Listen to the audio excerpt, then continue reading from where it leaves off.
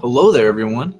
Hope you guys are excited for another double header as we got 4 racers about ready up to start our race here. All of them have gotten their streams up so far, and we should be starting off pretty soon here. Today we have our match with Rezo versus SuperPlayer, and below we have our match with Btilcx and Xyrak.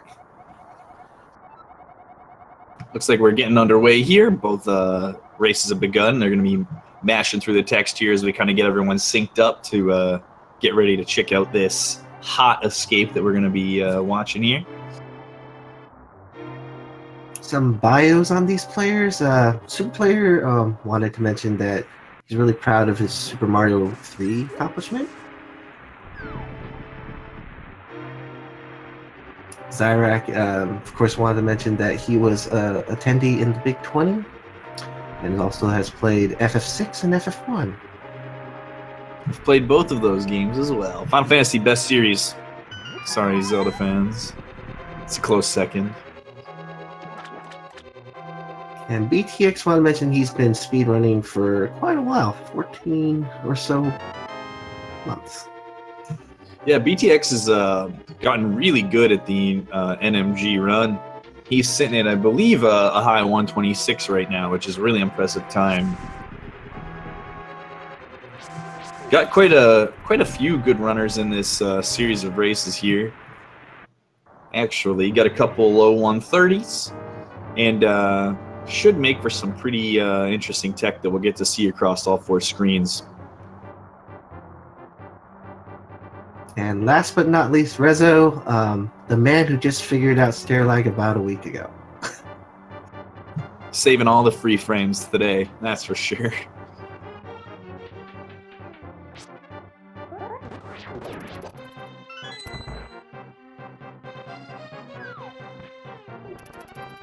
All 4 runners going to opt for the spin there on the first key guard. It's usually pretty consistent. 3 slashes is actually also a pretty valid strategy. It's not much slower than the spin if you get the double spin, but if you miss the double, then the 3 slashes can actually save you a couple seconds.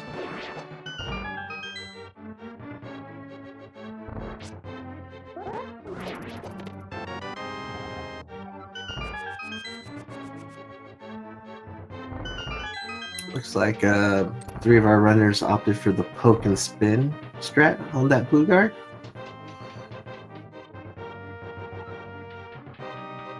What do you think we're going to see here? I think we're going to see a little mix. I think we're going to see some 8 slash. I think we're going to see maybe a 1 pot and some slashes. Maybe a 2 pot. We'll see. Looks like the first 3 runners all opt for the 8. SuperPlayer's grabbing his first pot. Let's see if he opts to grab another. Yeah, he's doing the nice little happy medium of the pot into the 4 slashes, which is a really nice strategy.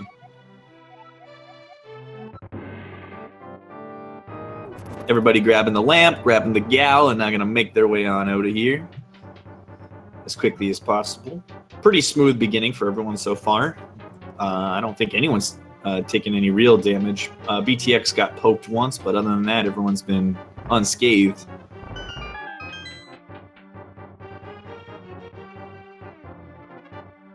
I wonder if there's some trivia for chat. Is that lamp the only location in NMG where you can grab it? Name the other 2 locations potentially where it can also be grabbed, if you do know it.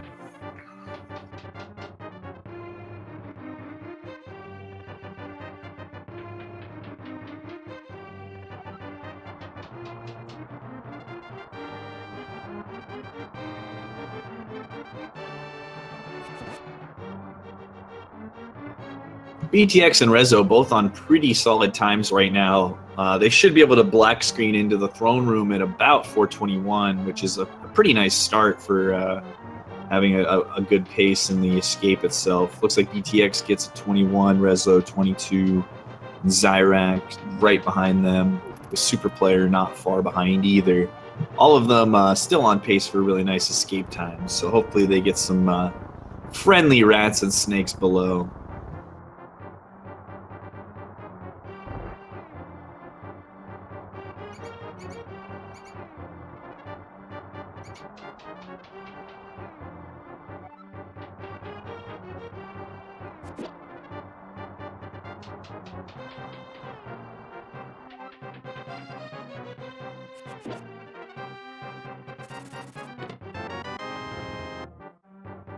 I'm just phasing through all the Ropa RNG that they're dealing with here.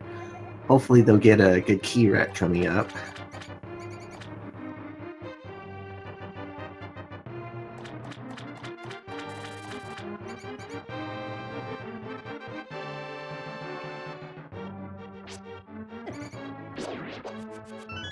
Btilcx with a nice slick boom there on his like middle tier key rat. Get some kind of scrubby RNG here with those rats in the hallway, but he'll be making it out with a pretty nice time. Rezo just behind, also still on pace for a sub 6 escape as well. We'll see how they can finish up here.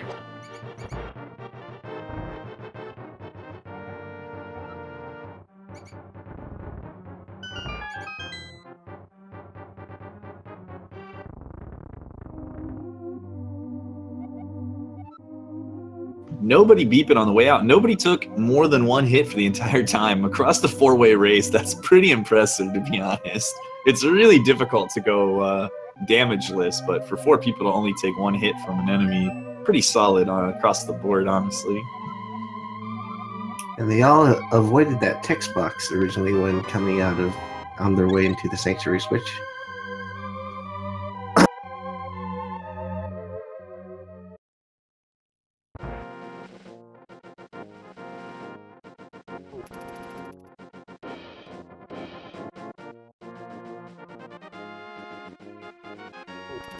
Looks like all our players opt to grab Sync Heart. It's definitely a good move. It's only 3 seconds to take that heart, but could save you a lot of time for later.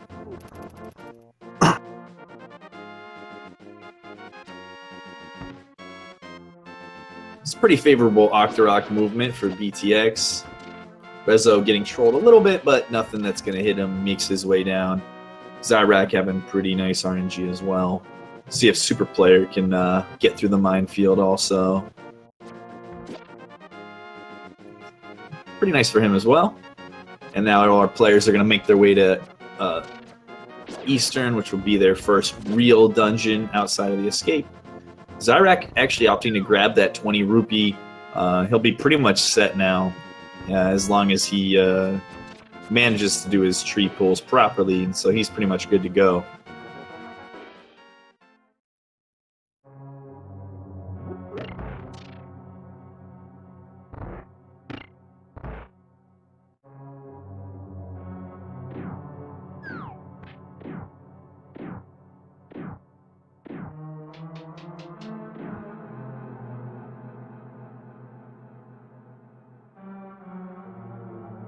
I was just seeing how the runners fare through the cannonball room here. Some player with a bit of zigzags there, but we just see the Stalfos room here. We try to manipulate these Stalfos by... Generally, there's usually 4 that would appear, but by walking at certain trigger points, you could only trigger 2 of them to appear. All of our runners executed it super well. SuperPlayer actually got a magic drop there, so he'll be able to save a little bit of time. A couple frames in the refill at the end of the boss fight here.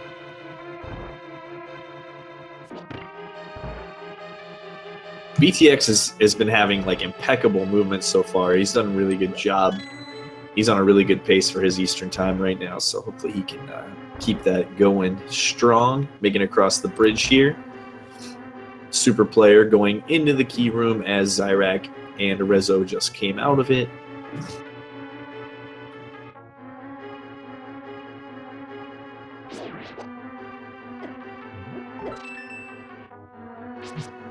Rezo opted to take the damage from the anti-fairies there straight on from the top. It's a little more consistent, and if you have the Sanctuary Heart, the extra damage is actually not bad at all for consistency's sake, rather than taking the damage off the Popo. So it's kind of a comfort thing and works very, very well.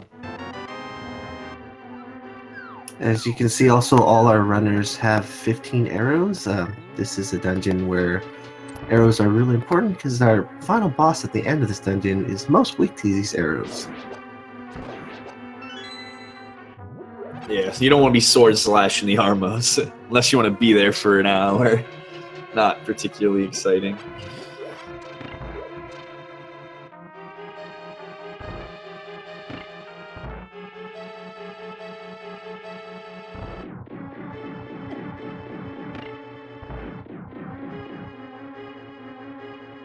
Really nice Zelda gamer in Igor room for Btilcx as he heads into his Armos fight.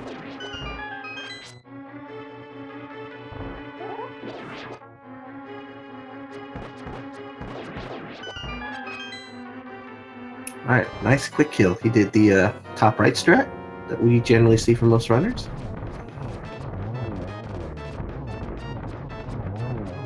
Xyrak choosing to go for more like the GT Ice Armos strat, actually takes one to the body, but manages to kind of salvage it quite a bit and saves himself some trouble there. Super player now heading in for his Armos fight. Hopefully he can get the quick kill as well. Oh, it was a little too close to the Armos and actually takes a hit before he can get his first shot really going. So he's going to have to do some cleanup here to kind of bring it back in and wrap it up his Eastern Palace.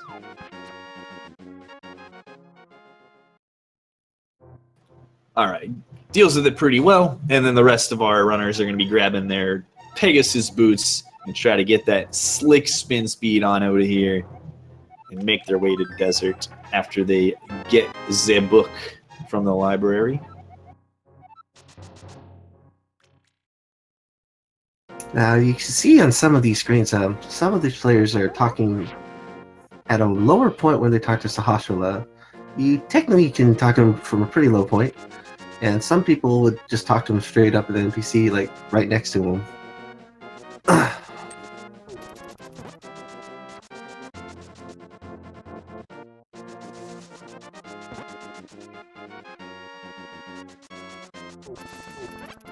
Looks like all three of our runners so far didn't have problems with that green guard. I'm wondering if they all did the up and left strat there. When they screen transition, it moves them up a pixel so they can avoid that green guard.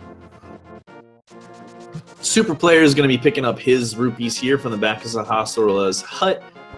It's a really nice, secure way to guarantee that you'll have the rupees you need heading into Palace of Darkness, rather than taking a slight gamble on the rupee tree if you're not quite comfortable doing that. It also gives you an opportunity to grab 3 bombs, which kind of give you some leeway for failed bomb jumps and that sort of thing later on.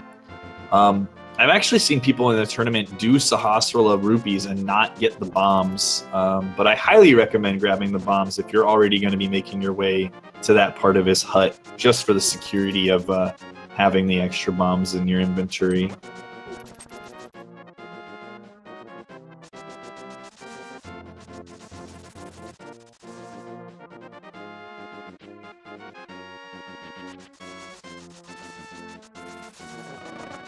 Btilcx opening up his desert palace, and he's going to make his way inside there. Rezo and Xyrak, just slightly behind, will be making their way into the same dungeon very shortly. We'll see how the runners can deal with traversing it. Just a couple wonky screens there. Alright, on Btilcx side, he goes for the poke and dash strat there, through that antlion.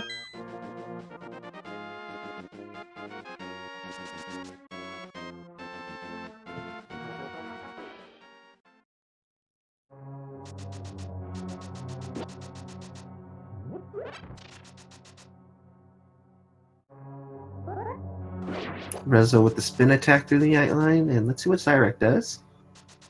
Same?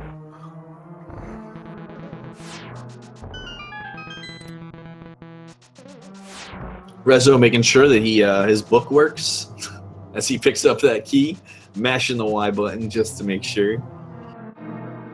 Controller seems to be in order, I think. So that's always nice. The one thing we're missing in this game is the book dash. I know we can item dash with just about everything, but we don't have fast reading for some reason. Maybe in the 1.1 it works.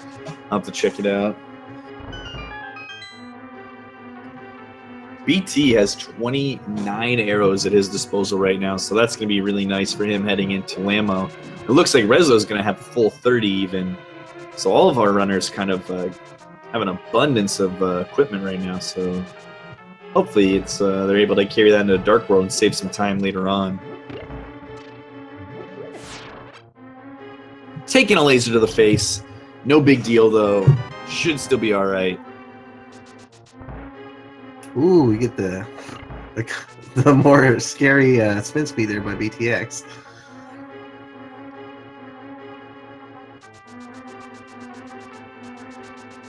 He gets the nice key dash there through that room.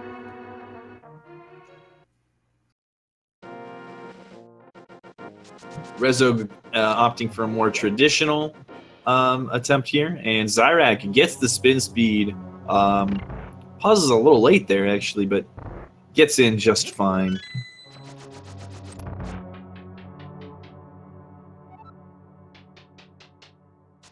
Meanwhile, SuperPlayer, it looks like his arrow count's also going to be a full 30 if he hasn't already picked up this pot. Looks like he picked it up on the way there, so he's going to have 25 heading into the Torches room. So we'll see if he chooses to pick up another before Lamo or not. This is generally our first RNG boss here, Lamolas. First patterns, generally they all pop out from the same hole, and then after that they just jump out randomly. Really nice fight for Btilcx. Got trolled by the first worm with 2 short hops, but was fortunately able to do tons of damage to the other 2 worms and finish them off in their second cycle, and then finish off the first worm in the beginning of his third. So very quick 3 cycle for him. This will be close to a 17 flat. In fact, it was exactly a 17 flat. That's a really nice start.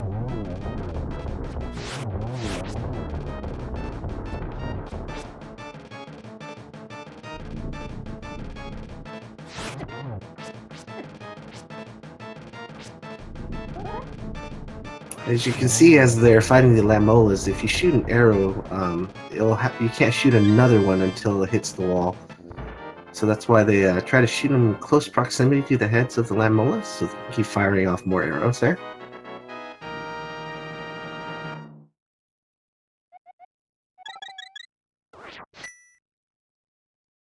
Alright, Btilcx has just executed the fake flippers there.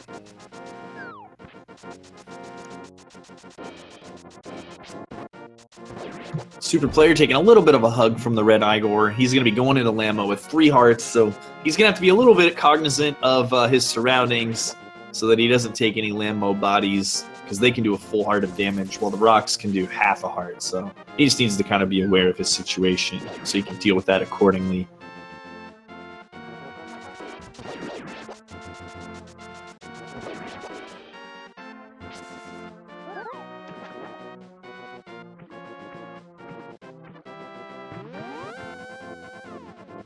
Opting to go for some slashes here. It's a little bit more safe. Ends up taking 1 more body, so he needs to be really careful here that he doesn't get hit by another.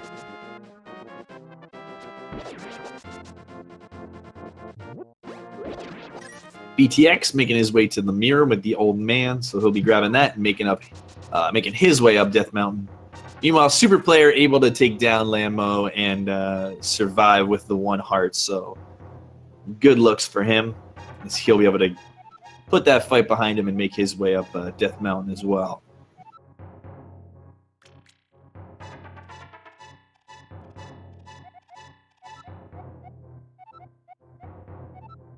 Looks like so far 3 for 3 for a fake flipper in here. Let's see if SuperPlayer attempts that as well. Oh, he goes for the Octo Eye dashing strat there. It's a much more safer.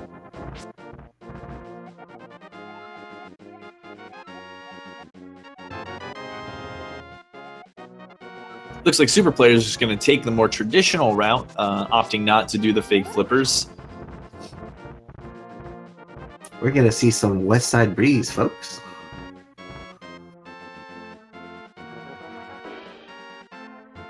Oh, actually gets hit by a bomb under the grass there. Kind of trolly.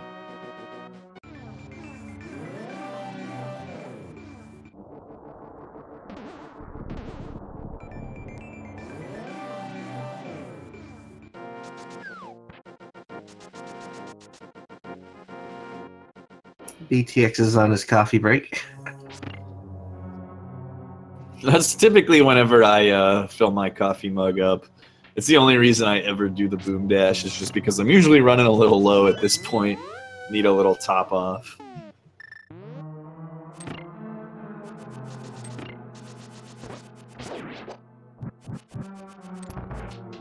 Oh, Rezo gets that 5 rupee boom, but actually doesn't allow it to hit him before he goes through the screen transition on the stairs. Meanwhile, Btilcx is just checking his map, making sure he knows what floor he's on before he mirrors out to the beginning, you know? He's like, where's the boss? Oh, I gotta go upstairs. Map, let him know. No biggie.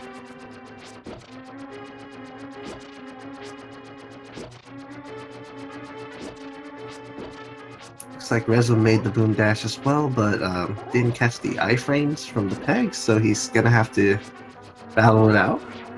But this doesn't lose any time. It's just really that last tile is where there's some time save there if you can hit it. Xyrak gets the same thing, gets the boom dash to work, but cancels his dash a little bit too late there. Here's our first instance of bomb jump on Btilx's screen. He dashes. Uses some sword slashes there to time his bonk pretty well.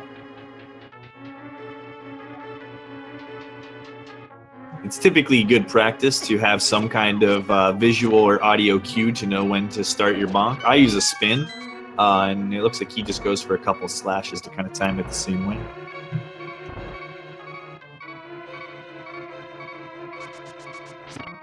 Rezo hitting the BFF switch there after he takes some damage. 1 heart, wants to make sure that he can grab some before Moldarm. Doesn't want to take a death in the tower here. He also tried to. There you go. There's that heart, Rezo. Yeah, he can't do that bomb jump without another heart. Oh, he actually backs into the hole. He's gonna have to make his way back up through the stairs. Gonna cost him some time. Fortunately, because he hit the switch, he doesn't actually have to worry about doing anything. But he is gonna have to hit it again, which he did not do. Well, I guess he could. Hit the star and kind of continue on. But now he's going to have to meander his way through this next room a little bit. Now he is not going to be able to get the hearts, unfortunately, so we'll see what he chooses to do with his 2 hearts.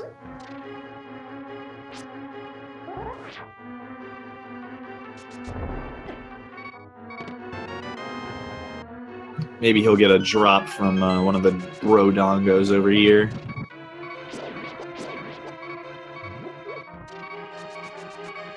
Looks like he's going to be risking it pretty big here. He's going to have to be a little careful because he is not going to be able to pick up hearts on his way. SuperPlayer executing the tough part of the Btilcx room really nicely there.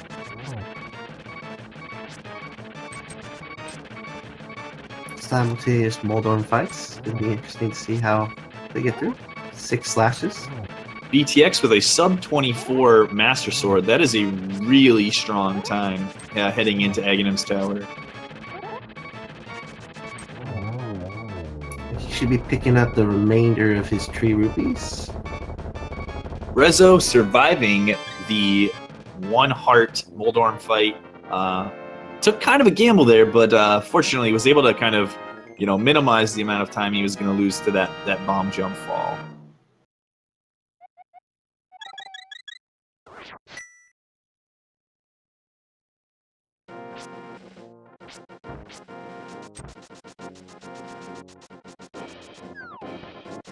SuperPlayer making his way into the Moldarm fight now. Hopefully he can take care of business as well.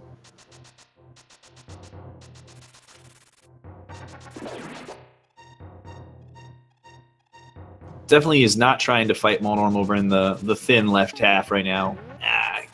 Gets kind of a bonk as he dashes through and gets a hit off the top there.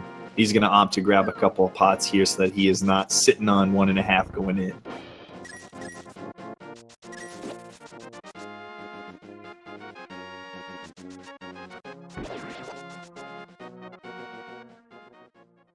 Alright, Btilcx first to Hyrule Castle. I'm wondering what kind of strats he's going to be using when he gets to the ball and chain guards there.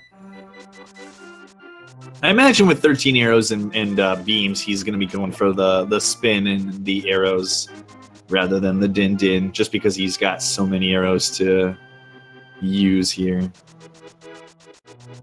Superior player, yeah. Super player taking care of business on Monorm this time. Fortunately, he's going to grab the pendant. He's going to make his way onto the Master Sword as well. Looks like Btilcx preserving the prize pack manipulation there by dashing through the enemies. My least favorite room in the entire Light World is this maze that Btilcx is currently in.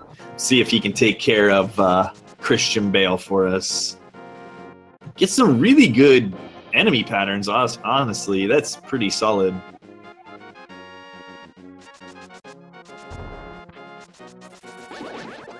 Rezo killing his bird. Now he's going to go collect his tree rupees as well. And Xyrak grabbing the mushroom before he pulls his.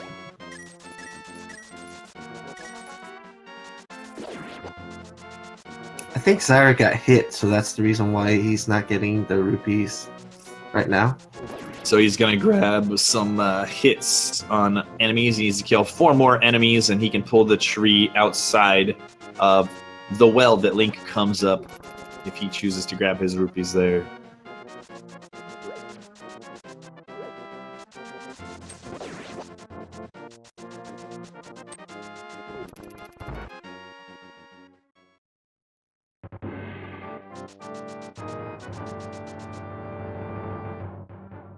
So there's his reds from the tree outside, grabs them, and he's going to make his way into the dungeon as well.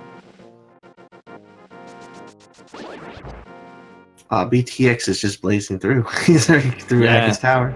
That a sub 28 Aghanim's Fun Chamber is like a fantastic time. So a 27 2x is a really, really nice Light World pace.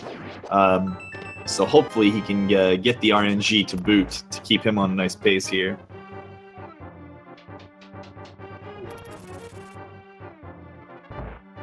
We did see Serve It Up Din Din from Xyrak, though.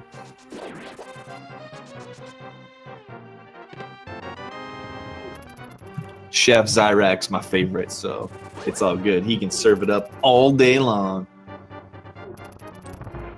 We might be serving up some mushroom very soon for Xyrak and SuperPlayer. I think they're the two who picked it up.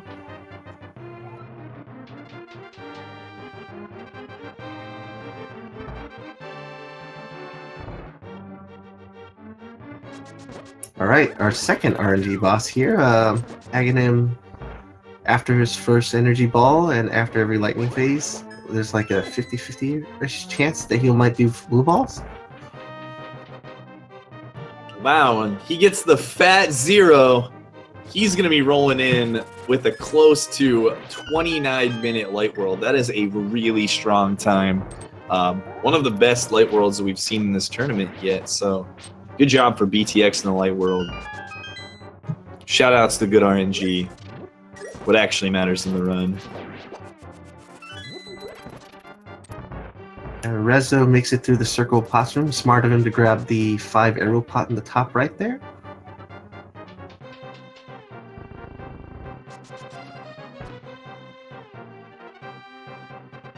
Nice, we get a second instance of Serve It Up Din Din on SuperPlayer side.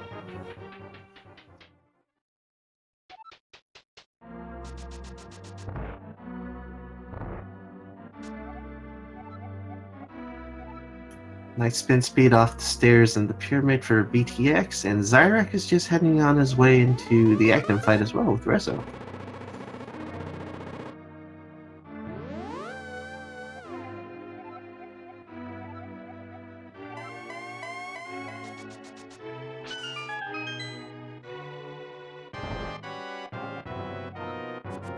And on Btilcx screen, we see why we needed those 110 rupees. First, Kiki will ask for these 10 rupees here, and as we head to the palace, he's going to ask for more money.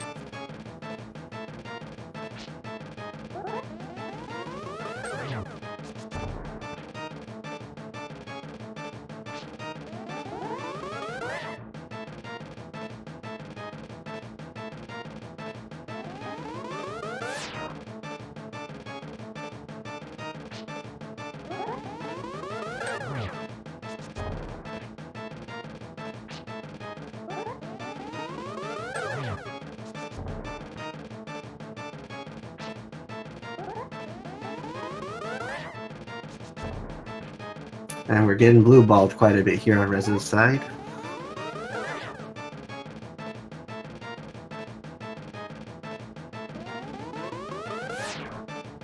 SuperPlayer with some nice RNG in the circle pots room. Gets a nice pot toss there and gets the arrows with the boom, making his way up to Aghanim's room as well. So our other three runners are all pretty close to one another. Rezo finishing up Aghanim. Xyrak heading into his next cycle, and so hopefully we can get some good RNG for him. SuperPlayer taking a little bit of damage on his way up, but nothing to worry about. Yeah, meanwhile, Btilcx is just blazing through Palace of Darkness, mirroring a lot to get bombs and the keys necessary to get to the back half.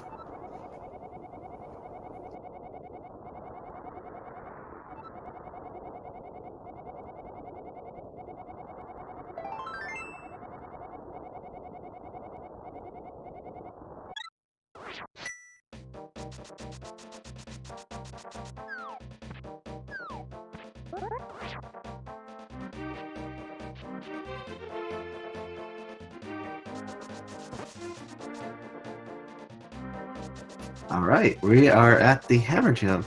2 frame perfect Y-axis positions that you have to do. First you have to place the bomb, and then you have to move Link in the right position. Looks like Btilcx does some sword buffering, and some pause buffers to try to get this there. Perfect.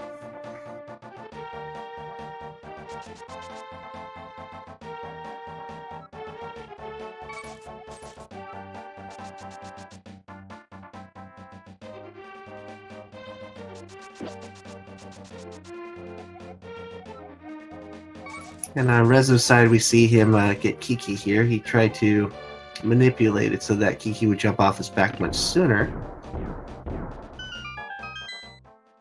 SuperPlayer making his way into the Dark World now too, so not too far behind Rezo at this point, as he is making his way into the start of Palace of Darkness.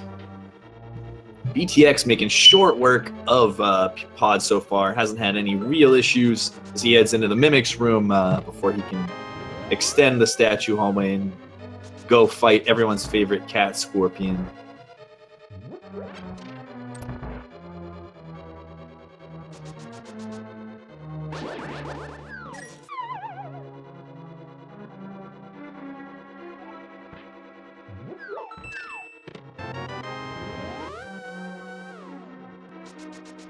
That's right. Let's see what Btilcx does here. It's nice that he's still maintaining his sword beams. Doesn't have to menu to do that switch right here. He's going to head on to the awesome turtle room. La Fiesta de las Tortugas. Gets first good RNG, nice hammers, a nice spin, and some perf turts to top it all off. Yeah, our textbook turtle room fight right there. Really nice RNG for it all. Ooh, nice hammer dash right there.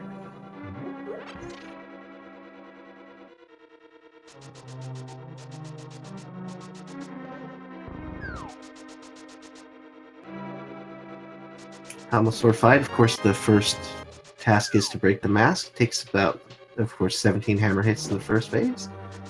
It's going for the hammer strats here. Oh, he's just really nice fight here. Really great dungeon all around for Btilcx.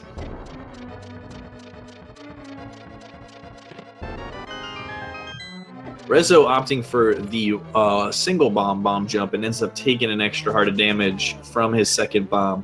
But you will be able to replenish that before he goes to the Mimics, so not a big deal at all.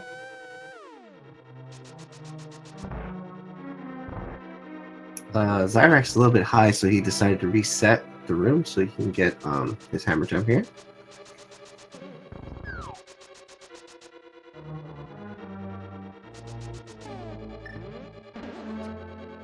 I think he's trying to do it a tile too high. Oh, he does it from the top. That's interesting. I have not seen that before. That's a very cool setup that he does. Nice. Was successful.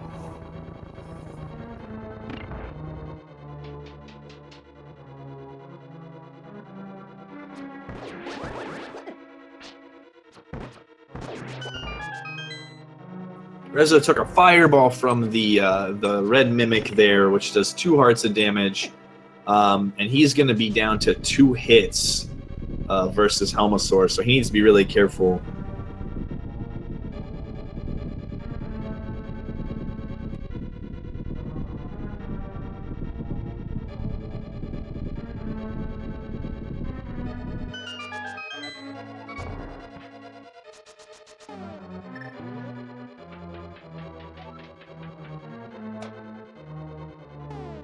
Btilcx making his way to the flute boy, where he's going to grab the shovel and then dig up the flute for himself so he can get himself a little duck companion.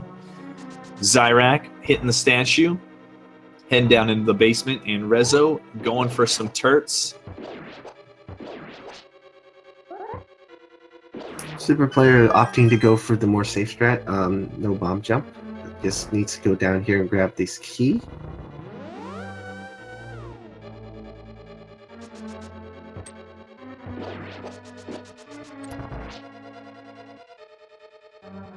Nice by Btilcx suggesting he can't dig that way, so he had to move a little bit up and left.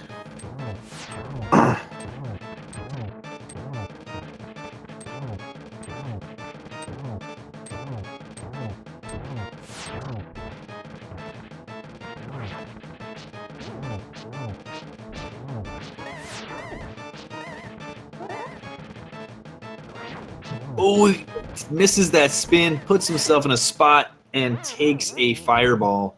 That's going to set him back a little bit here. Unfortunately, the damage that he took from the Mimic kind of put him behind the 8-ball, and missing that slash on Helmosaur's face at the end kind of put him in a tough spot to deal with that fireball combination with the tail whip. Ah, I saw what SuperPlayer did there. He death warped so he can replenish more hearts. Yeah, he took an intentional death after getting the small key, very astutely. Xyrak clutched out that Helmosaur fight down to 1 heart. Rezo's going to have a little bit of an annoyance to deal with in the Mimic's room. Having no arrows, he's going to have to pick up a pot before he can shoot the Mimics that are going to be in his way. So we'll see how he deals with that.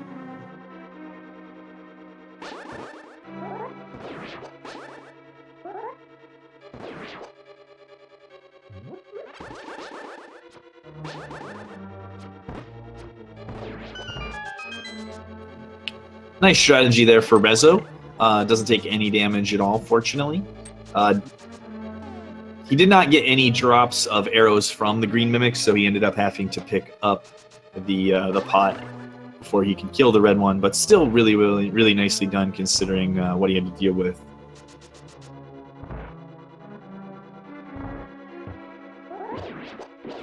Ooh, nice turtle room by Rezo as well.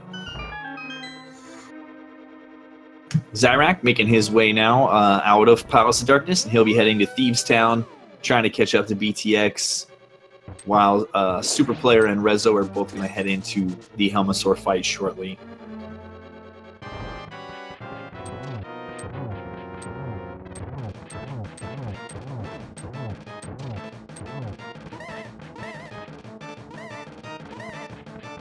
This is where sword beams are not your friend in Turtle Room.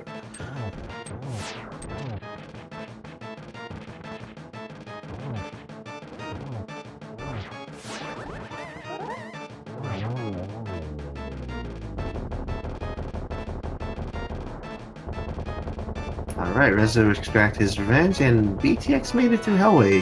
Had to make some adjustments, but makes it pretty cleanly.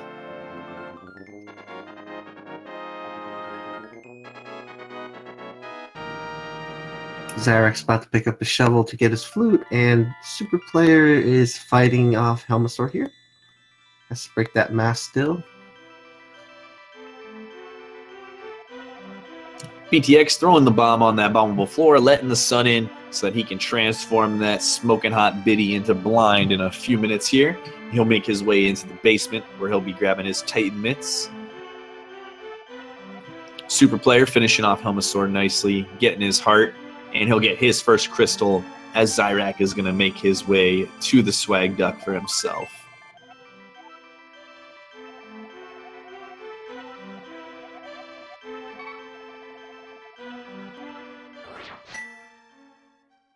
Btilcx has an abundance of bombs right now. He got a bomb drop. He picked up the bomb in the top left pot of the toilet bowl there.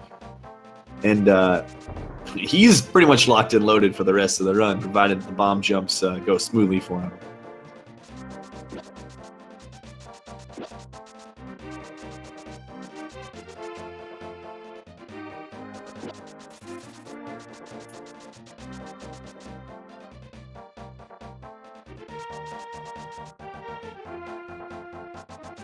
This is the jelly conveyor. It's a pretty easy screen. Nothing can really go wrong there, you know.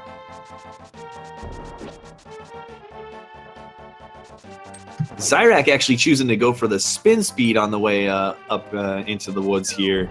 Pretty cool strats. Oh, taking some damage from the blue guard, though. Is he going to do apple bapple? Oh, maybe not. Oh, maybe doing it from the left side. Oh, yeah. Kind of a screwy setup with the guards there.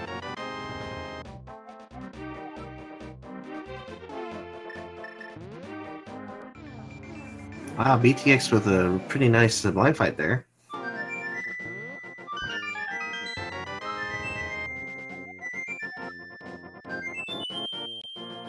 And let's see if we can live the dream. Can we go 4 for 4 on this one dig flute strat here?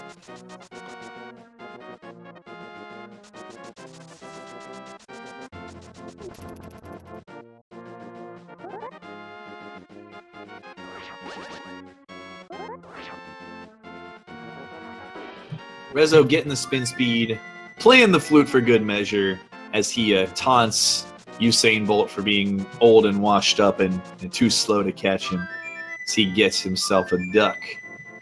Btilcx making his way out of Thieves Town. Sub 43 Thieves Town is an incredible pace for him right now, so he is on a great run. I think Rezo's going to opt for the spin speed as well on the steps. I think everyone knows that swag is more important than anything in this run, so good for him. I like the choice, making me happy.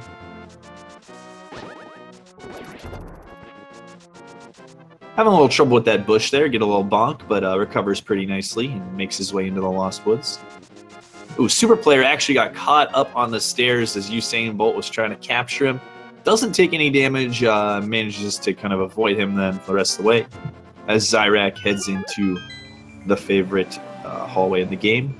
Gets the pixel, does not get the RNG and enemy patterns he needs, unfortunately.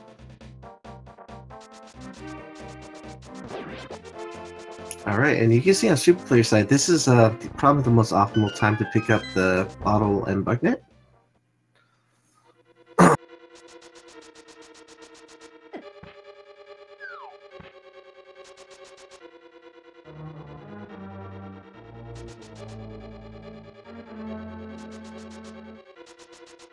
Now, the more important question, of course, are we going to see some fence dash here? Oh, if we don't see people, if people bonk on the fence dash, they better go back and try it again. That is not something you go all in on, Matt, man.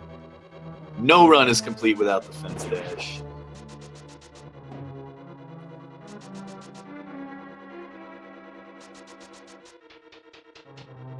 Oh, fence dash! He got the fence dash! Let's go! Btilcx making me proud, getting the fence dash, all the swag, saving the time, Oh my god, I'm so hyped right now.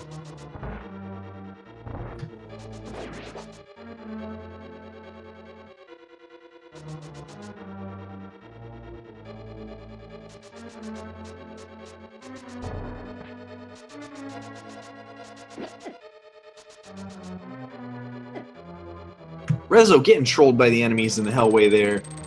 One of the Patrick stars blocking the door for him, unfortunately, but kind of takes the iframes and is able to avoid taking any more damage on his way up in there.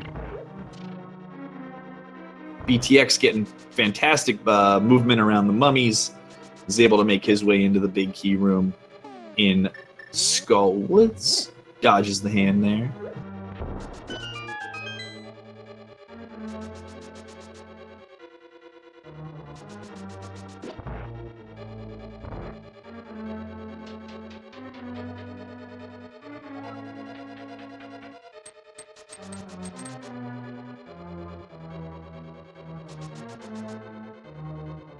Looks like chat's already asking how much time we save.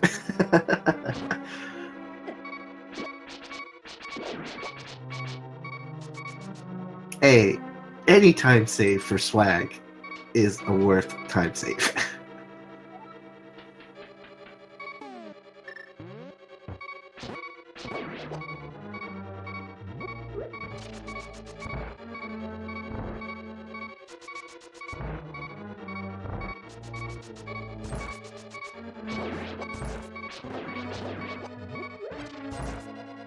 Alright, Xyrak cleans up blind there, and Btilcx is making his way to the final portion of Skullwoods, and our other two runners are on their way through Thieves Town.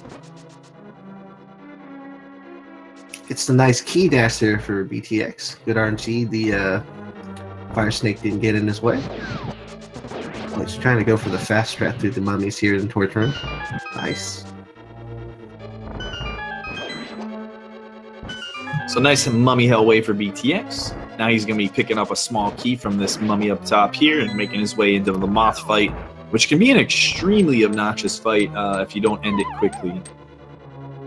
Yeah, we're trying to prevent those spikes from coming out as much as we can, so he's trying to clean it up as fast. Oh, wow, nice.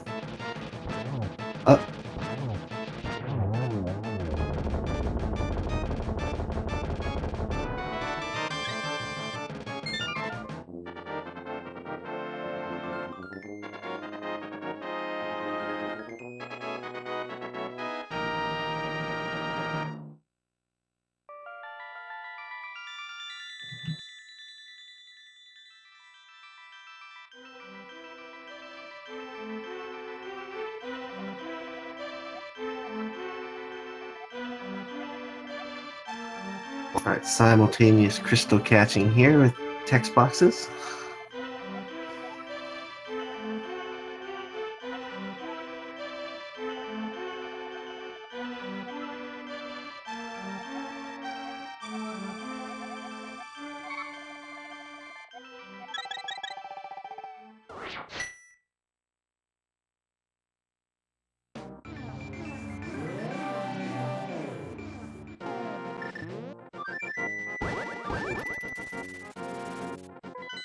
Alright, Btilcx is going to probably be picking up our Quake Medallion and Flippers here.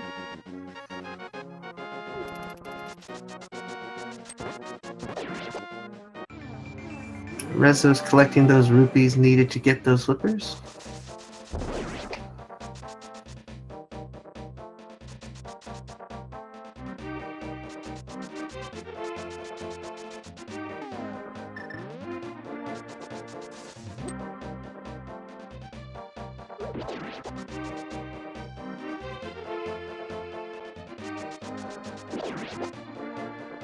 Gets past the Ropa lottery there just fine, doesn't take any damage from him.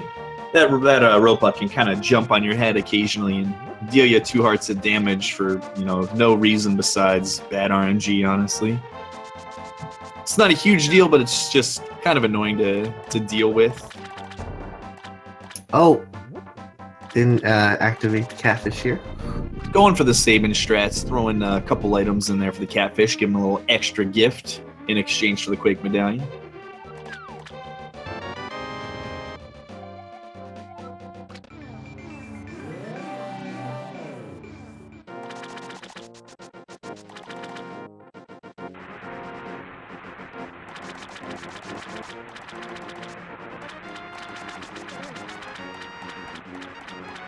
See how he gets to Zor Domain. One of the tougher screens to get through in this run. Dashing optimally through all these water areas.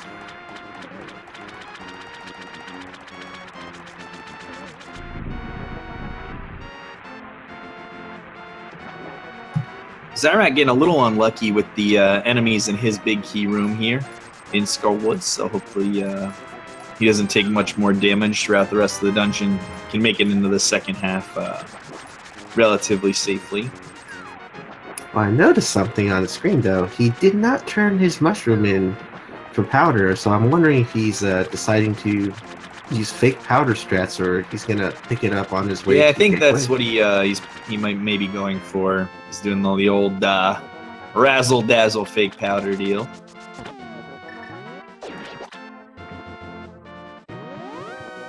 He opts for a intentional death warp to refill on hearts here.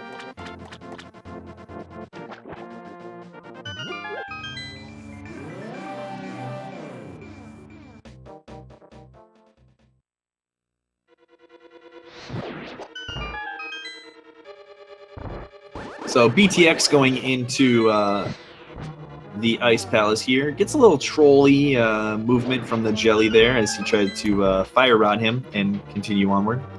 This dungeon's a relatively short dungeon because of one of the largest skips in the game with the bomb jump. So we'll see how Btilcx does in his movement and dealing with enemies on the way down to that. Meanwhile, Rezo picking up his fire rod. SuperPlayer is going to be making his way to get his own tempered sword as well.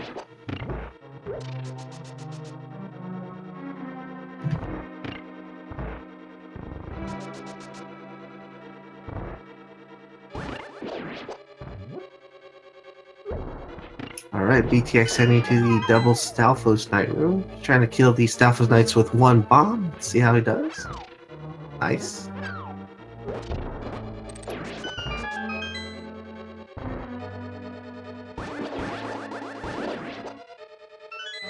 And Btilcx is going to head to the Ice Palace Bomb Jump room. I really suggest learning this strat. And Xyrak's on his Mothlia fight here. Tries to go for the double hit strat. Nice. Cleans up Mothlia really, really nicely there.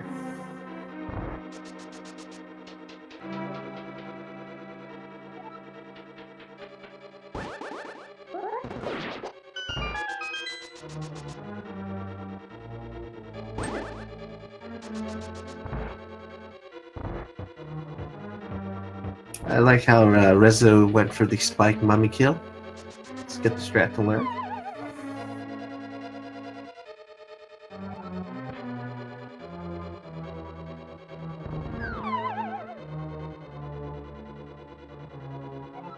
Alright, one more slash here, I think, from Rezo. He's got it. Nice.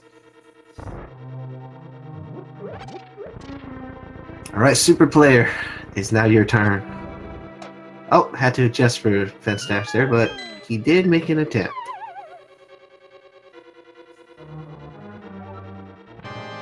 Meanwhile, Cold Stare battle, we have to break the ice first. Let's see what strat Btilcx does here. Let's for the poke dash. Oh, he does go for the most optimal strat. Beautifully done.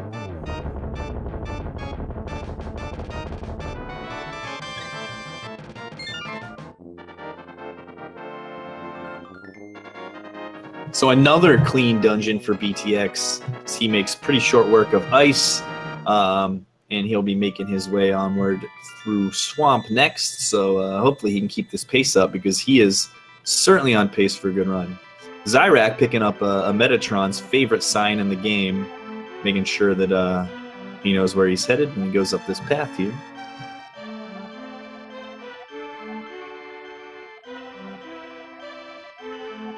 Oh, Xyrak loses the lottery there, unfortunately. That's what I was talking about earlier. You can just get unfortunate enemy movement that causes 2 hearts of damage for what seems like no reason at all.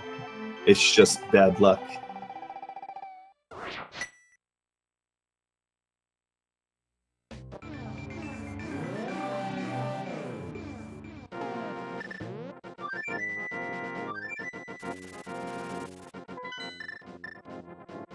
Alright, looks like Btilcx is on his way to Swamp. Some players opt to go grab the Ether Medallion and Ice Rod at this point, but I think the best looking runners opt to get Ether and Ice Rod before Swamps. But that's just an opinion, I guess. Like the most handsome, intelligent, and caustically witty streamers, I think, pick them both up before Swamp.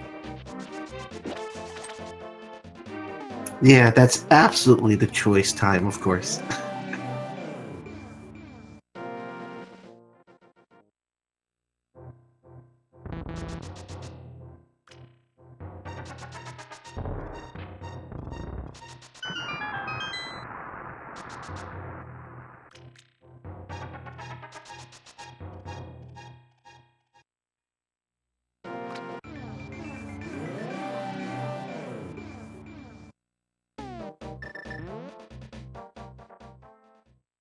I think one thing we forget to mention is a lot of these players are opting for these quick warps, lining them up for it.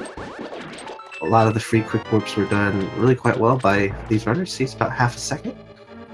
Btilcx got a little trolled movement by one of those little floating flutter guys, whatever you want to call them. They're like the one enemy in the game that I'm positive no one actually knows what they're called, because I've heard like 20 different names for them since this tournament started.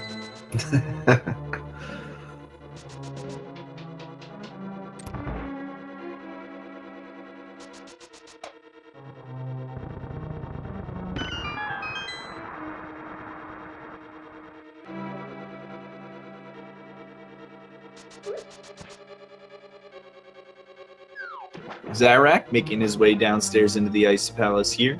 So we'll see how he can get through the conveyor and then see if he can execute the bomb jump first try as well. As Rezo is making his way to the entrance of the dungeon, where he's going to try to build on his lead over SuperPlayer here, as SuperPlayer is fighting Mothula.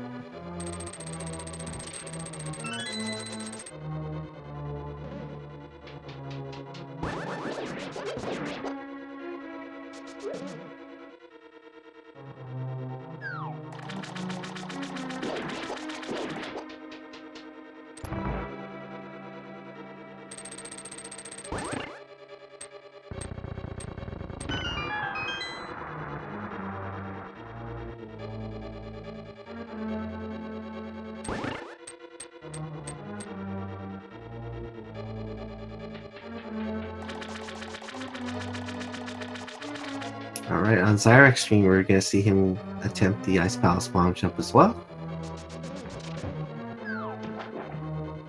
It's only got one bomb. Oh, and he makes it count.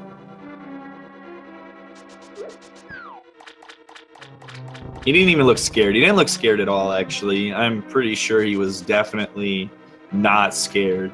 Like, zero level of fright for Xyrak, for sure. Now he's probably gonna grab the Ice Rod and Ether probably after Swamp, because he doesn't have a bomb at this moment.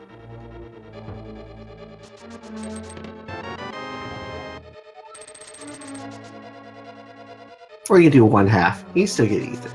Yeah, you can always get Ether. There is a rock you can pick up next to the Ice Rod that can drop a bomb, but it's like a 50-50 chance of a drop, so it's really not worth it, considering you can get several bomb pickups 100% guaranteed in Swamp. So I don't really recommend taking that gamble just to keep your route the same. It's not really worth it.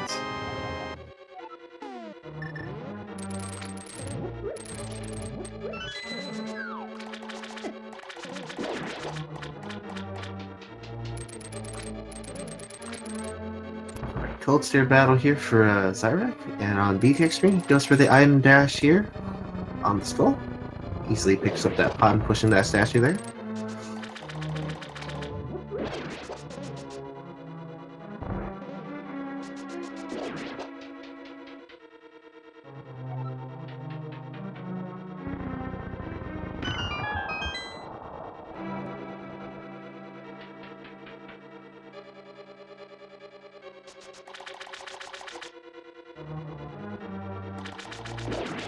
Rezo gets a quick split for all of his puffs, so hopefully he can deal with them safely. He's having a little bit of trouble here.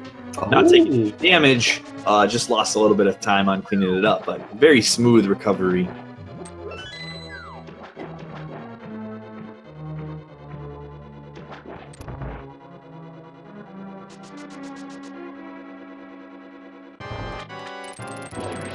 Alright, Btilcx does attempt the zero cycle here. Got unfortunate RNG there. He was trying to move back so he could get the last few puffs and clinked his hookshot on the door, unfortunately, but still a really nice one cycle. Misses the fire rod, so he's going to go for 2 spins here instead, just to finish up Argus and move on to Zim Mizori Meyer. Meanwhile, we got Rezo getting ready to make his way into Swamp as well. And Xyrak is on his way to pull the Flood Switch now.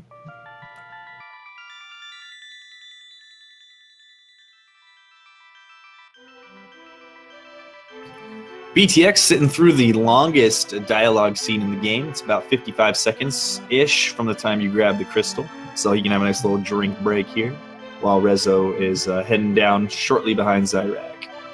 SuperPlayer looks like he's making his way to the warp to ice, so he'll be heading in there. So hopefully he can have a smooth dungeon also.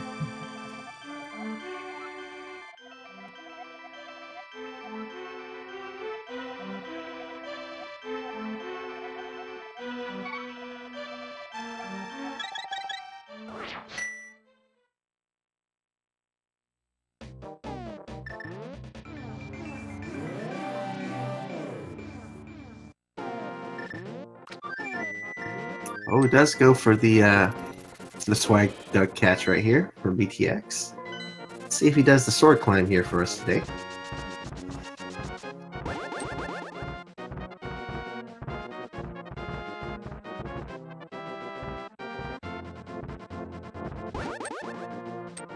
There we go, sword climb.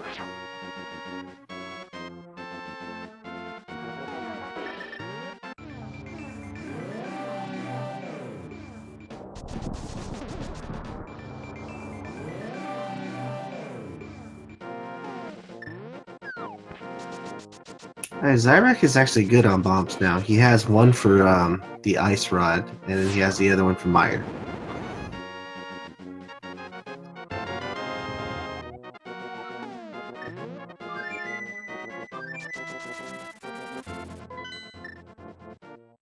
So SuperPlayer coming up on his Ice Battles bomb jump, so let's hope the best for him as well. It's been pretty smooth for all of our other players so far, so let's keep that trend going.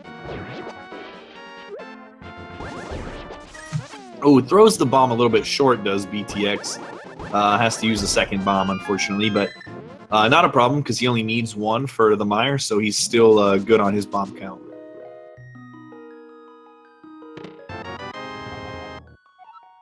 Alright, SuperPlayer, I think he's got it this time. There you go.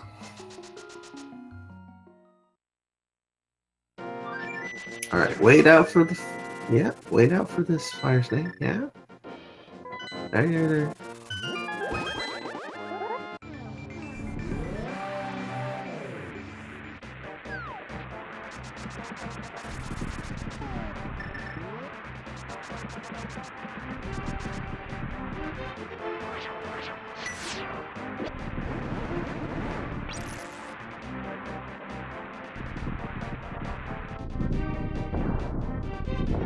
SuperPlayer using some slashes into a dash.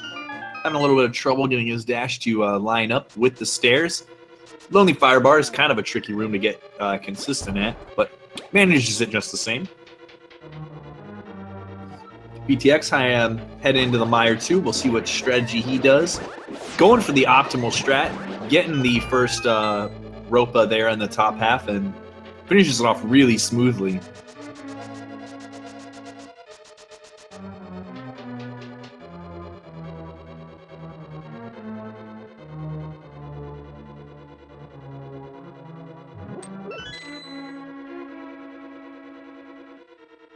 Alright, SuperPlayer's heading on to Cold Stare. Rezo's about to pick up his big key for the hookshot chest. Big chest here from Xyrak.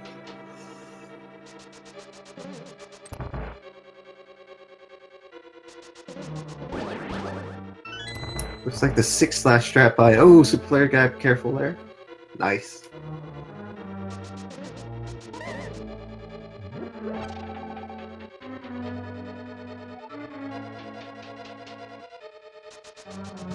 Btilcx is going to have a really nice looking time when he finishes up his torches here. It's going to be like a 105, 23, 24.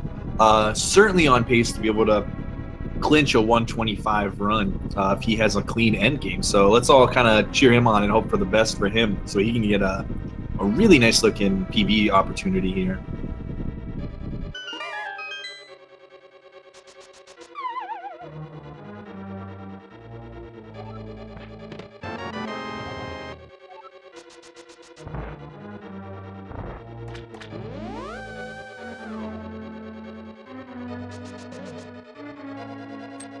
Xyrak making the dash through the room there.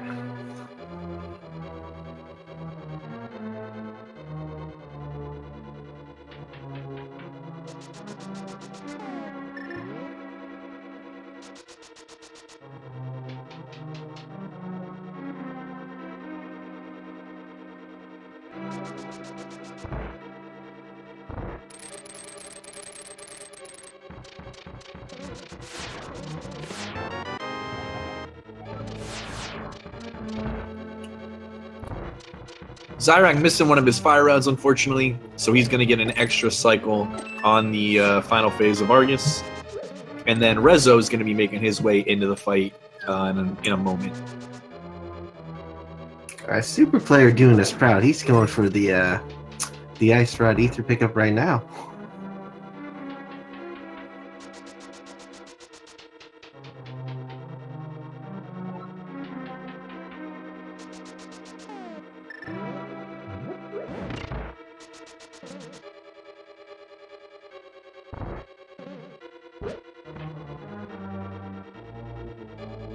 Btilcx with a nice mire so far. Heading into the basement. No problem with the first cane block. Going for the dash here. Hits the switch, and now he's going to use his last bomb to blow up the wall to be able to hit the next switch that he has to contact. Really nice keeping the bomb count low. He'll be able to fire rod the switch without even having to menu.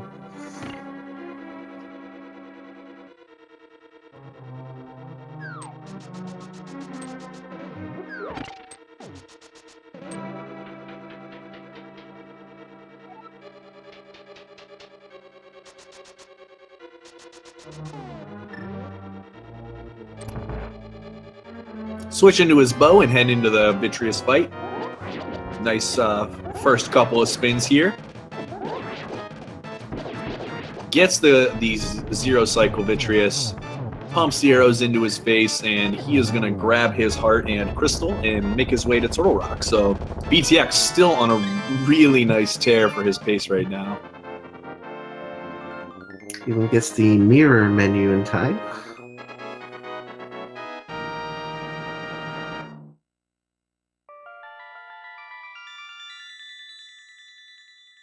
Xyrak getting a little bit trolled by the fairy.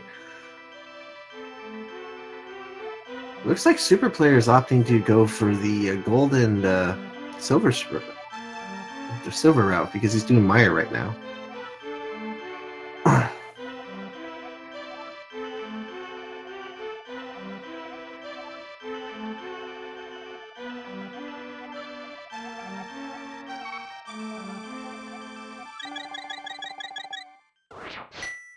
Having a little bit of trouble in the mire too. Takes a little laser. Gonna have to wait for one more cycle so that he can finish up the Wiz Robes. Does so, and he can move on now into the next portion of the dungeon. Meanwhile, Xyrak and Rezo are picking up their last little shopping spree of the Ice Rod and Ether. And Btilcx is going to have his opportunity to try to advance across the overworld into Turtle Rock.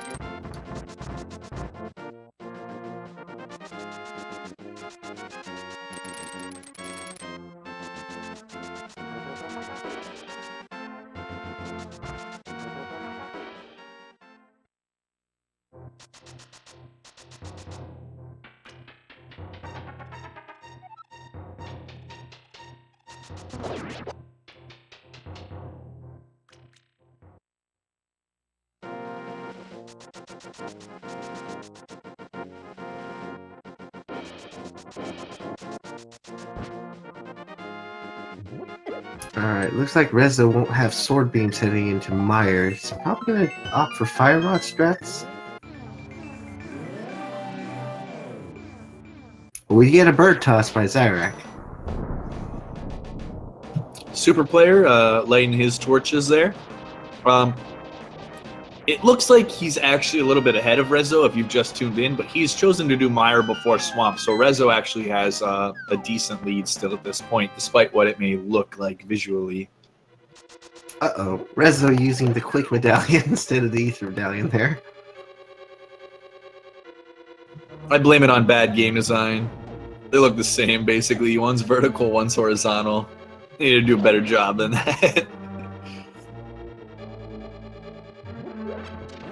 Yep, that one doesn't work. Apparently that bird is a flying enemy, so totally dodged that Quake.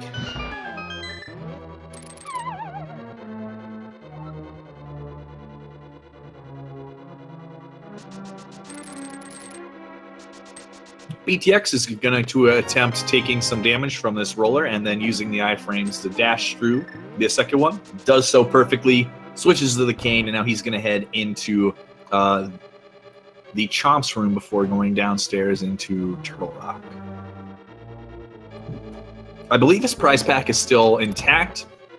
I don't know if I saw him get the heart drop earlier, so we'll see what he gets from his pokey. Yeah, there it is. Gets the fairy. So he must have got the heart either on the Bridge-a-pod or before Motula, but I don't think he killed that Helmosaur, so he must have got it on the bridge. Who actually loses iframes and takes a hit from the Chomp, unfortunately, before grabbing the small key out of the chest.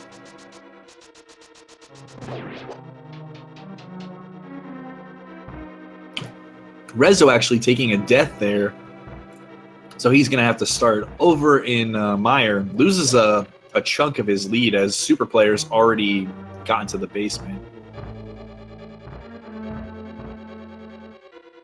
At least I didn't see. Did Rezo already get the big key? No, I don't believe he got Yes, I didn't think so. Because I have seen people with low hearts take an intentional death after getting the big key and just kind of warping out to have more health, but I did not see him get it yet.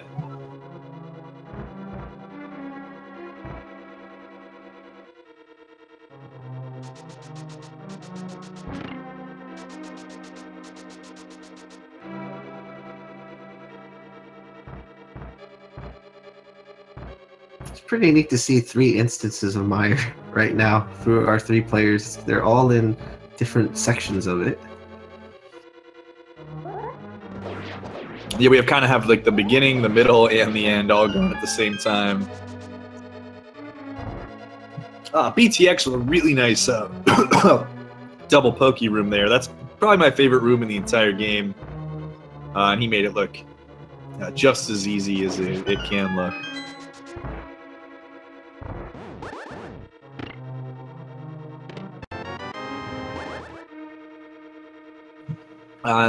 Unfortunately, his block blast there hits the roller, and he has to lay another one, but nothing too bad. Just loses a second or two there. Not a huge issue.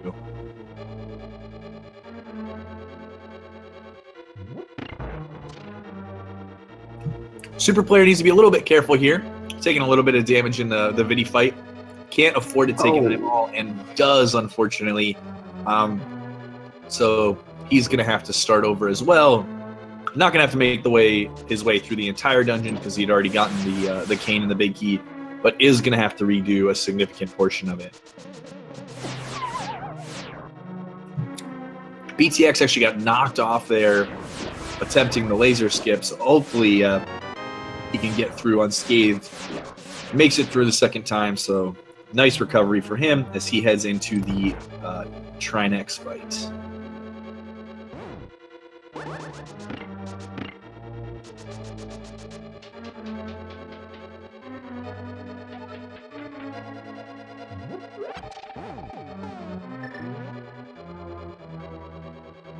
Looks like Xyrak escaped Vidi really well. And Rezo, I don't know, that might be intentional because he only had 1 heart, and heading to Vidi, that's going to be really rough.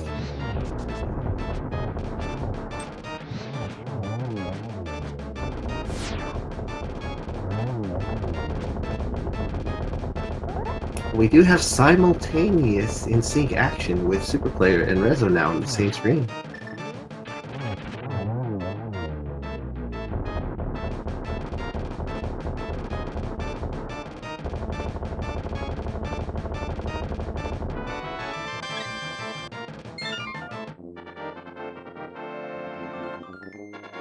Btilcx still making good time, finishes Turtle Rock in good fashion.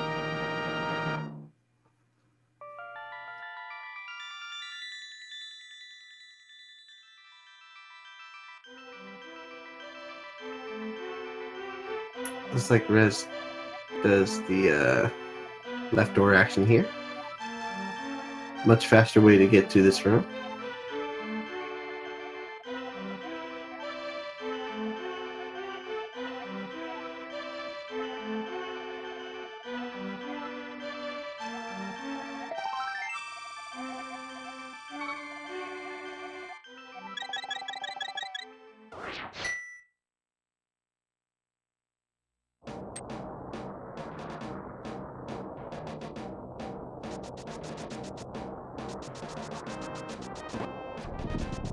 Oh, Rez forgot that once you pass, you don't need to hit that. Oh, not. Oh, wow. I thought he's going to that bomb toss actually work. He's looking for it. Btilcx getting ready to hang into Ganon's tower here. Kind of a tricky dungeon, so hopefully he can have a smooth dungeon here as well to top off what's been a really, really fun run, an incredible run to watch for the tournament. This has been one of the best races put together by any of the runners in the tournament yet, so we'll see how he handles Ganon's tower. Meanwhile, Xyrak opening up T-Rock for himself, and he's going to try to bridge the gap a little bit between the two.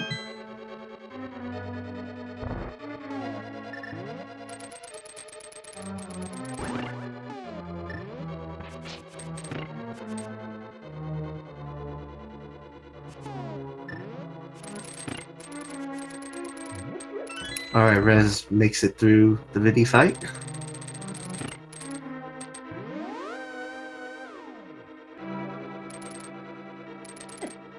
I think SuperPlayer got that fairy there for insurance.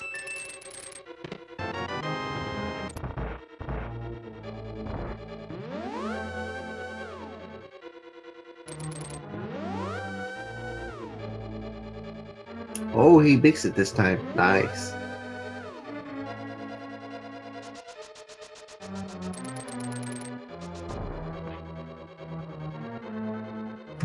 Xyrak using the hook shot there so he doesn't take damage in the roller room. If you are low on hearts or just don't feel comfortable tanking the damage and using the iframes, you can always do what he did there and demonstrated that really nicely. Btilcx, meanwhile, dropping into the first Light World boss refight of the dungeon, the Armos on Ice, where he'll be pumping them full of arrows and then moving on to the upstairs segment. Really, really smooth there.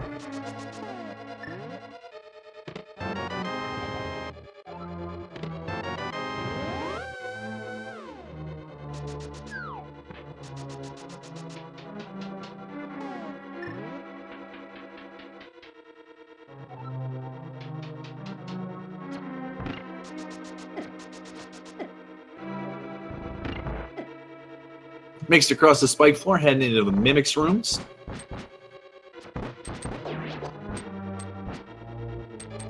little bit of trouble with a clink on the spike there, but no big deal. Gets through Mimics 1 just fine. There's another little issue in 2 with that first Mimic.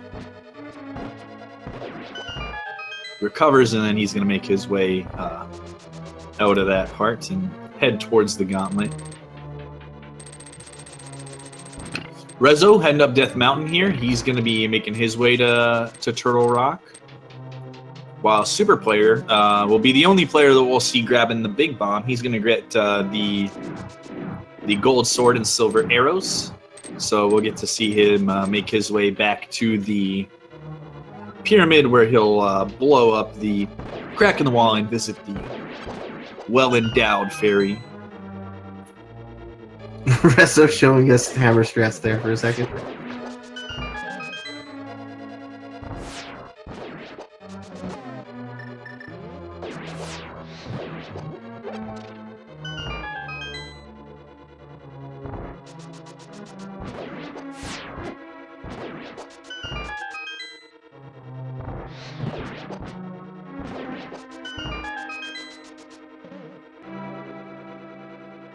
So how are we going to see this Lambo 2 here?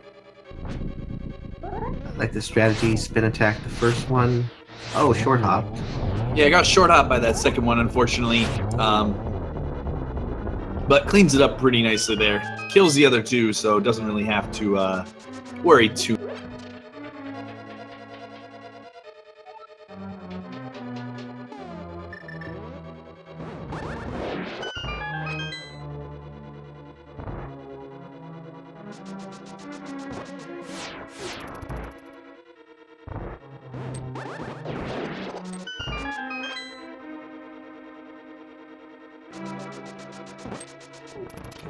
Rezo's choosing to mirror out of the ruler room, not taking any damage. Doesn't have a bomb. Probably should have grabbed the other skull there for the bomb to take with him to Ganon's tower, but he will be able to pick one up in Ganon's tower, but it's just kind of a bit of an annoyance if you don't have one.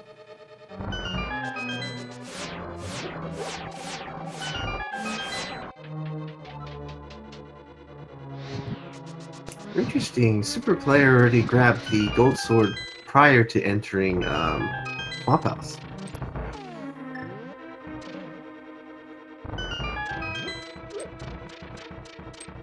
Btilcx making short work of both of the torch rooms. He's going to be grabbing his final key here out of this chest, and then he'll make it into the Moldorm refight.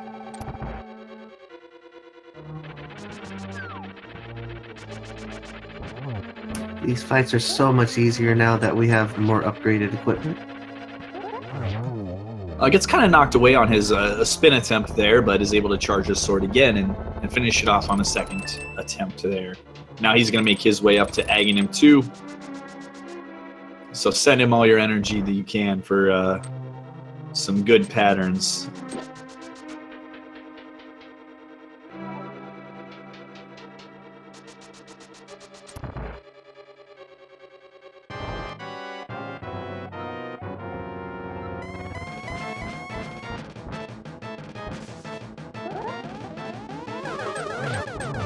Excellent triple on that first segment there.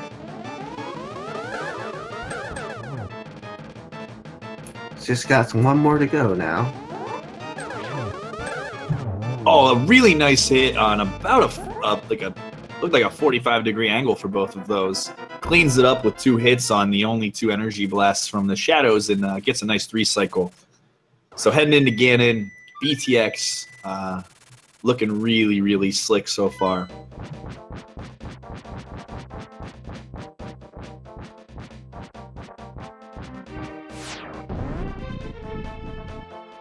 On the Xyrak side, we see the backdoor strats on Trinex, trying to get a 1 cycle.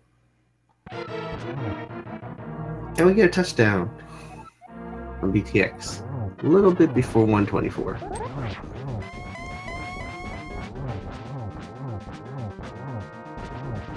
Gets the bottom right RNG for Ganon. Not a particularly difficult RNG to deal with the hook shot out. Do a couple slashes, hook shot to the left, and get your other 12. See how many warps we get here.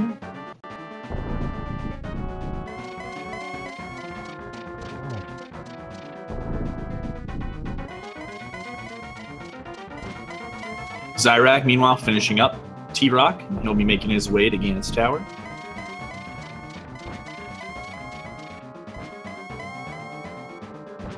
Not too bad on the warps. Yeah, not bad at all. That was about average, I'd say.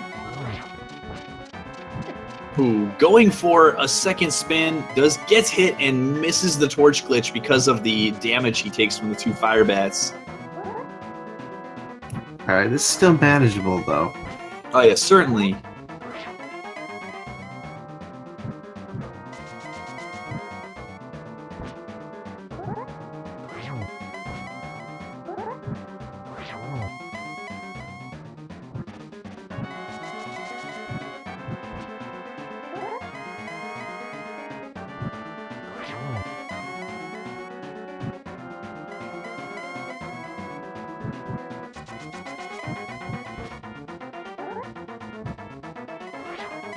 was dealing with some Trolley Ganon placement there on that bottom right corner. Gave him a little bit of trouble.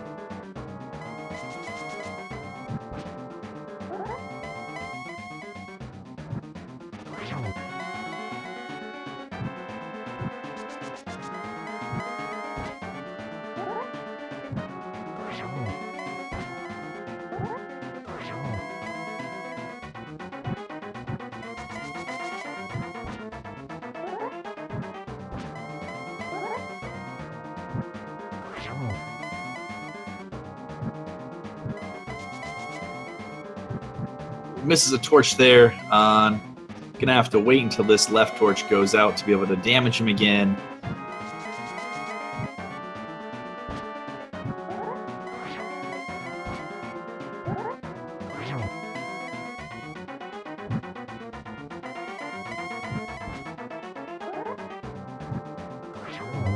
All right, and finishes up Ganon.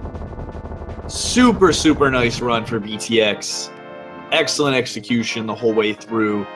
Torch glitch cost him some time there at the end, but overall a fantastic run. It's going to be a high 126, which is an amazing tournament time. So GG to him. That is a fantastic run. That was awesome to watch. Yeah, GG's to Btilcx for making a fantastic race run for us. We have a couple of runners heading into GT now. We have Xyrak and Rezo. The SuperPlayer's about to finish off Swamp Palace here. Maybe grabbing these safety hearts on the left here. Oh no! Does he have a fairy? Oh, okay. He's got the fairy. The fairy in the bottom. Gonna res himself up there. Checking the map, making sure he remembers where he's at. And then he's going to head down into, or head up, I guess, into the final area of this one.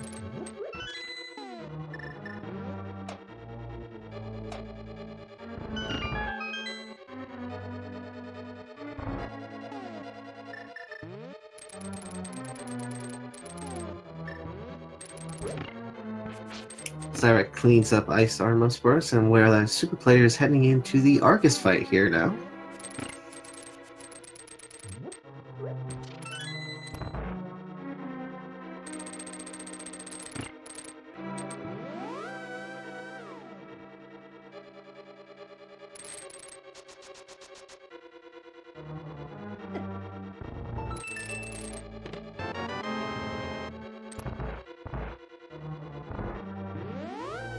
Xyrak with a pretty nice Mimics one there.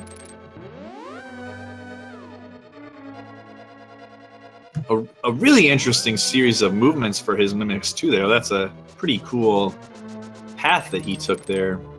Nicely done too.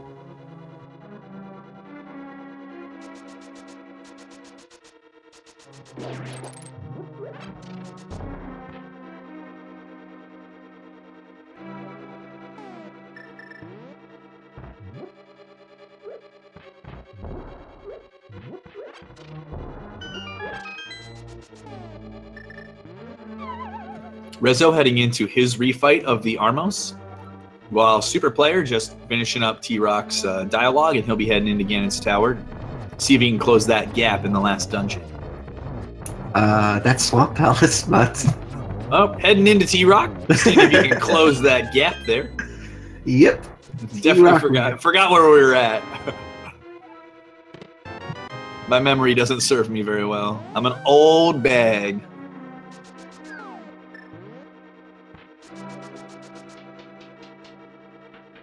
It's that gold sword, man. It tricks us.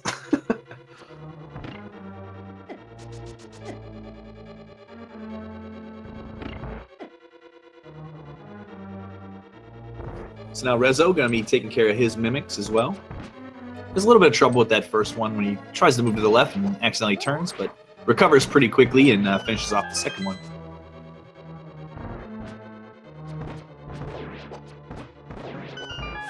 Xyrak's opting to save a little of his magic left here.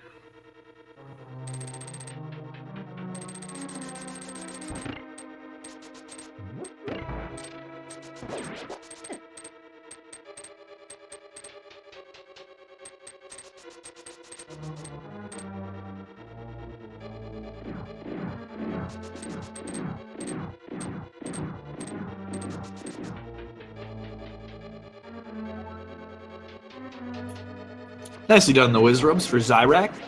And pretty clean gauntlet one for Rezo. Takes a little hit from the red horse, but making it through nonetheless. I like that strat. He went for 3 arrows there.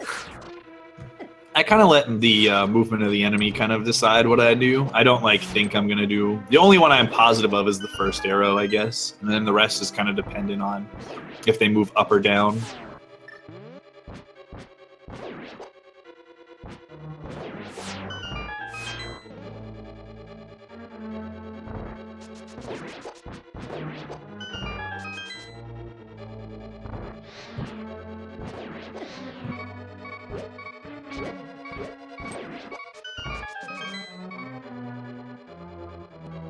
I think Xyrak might fake powder here. Looks like it's a setup for it. There you go.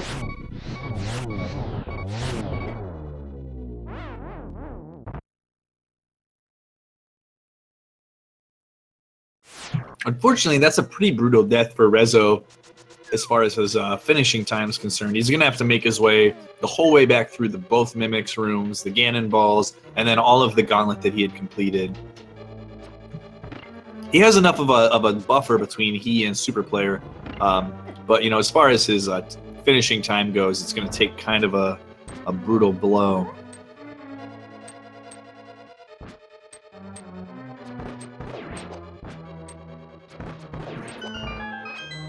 Xyrak having a nice refight on the Moldorm there. Goes upstairs, finishes him off that time, making his way into Aghanim 2.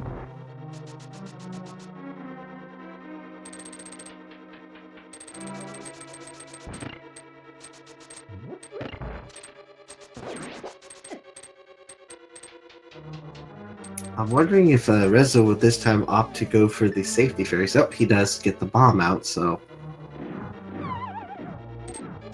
Takes the intentional damage so that he can dash straight away through the balls, and now he's going to grab his safety fairy.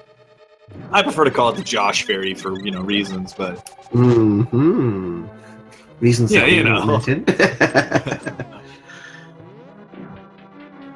It's all right. I made fun of my own little my jelly room earlier, so I can make fun of Josh. It's fine.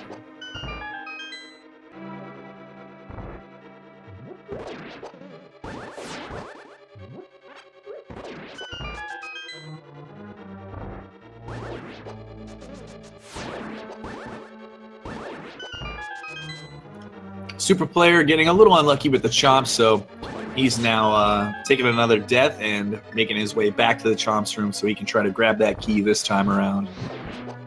While Rezo having a really clean gauntlet try this time, only taking 1 heart of damage total before he gets to the Land Molus refight.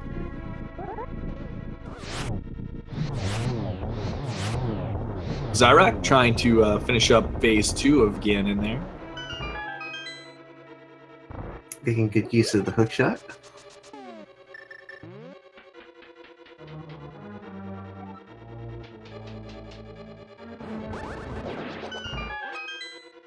Gets 1 extra cycle in the second phase, not a big deal. We'll see what kind of warps Ganon wants to hit him with today. Rezo, meanwhile, making his way up to the bridge before the torch room. This gauntlet looking significantly cleaner than his last one, and is followed up with a nice landmo, and hopefully he can clutch out the rest of the tower then.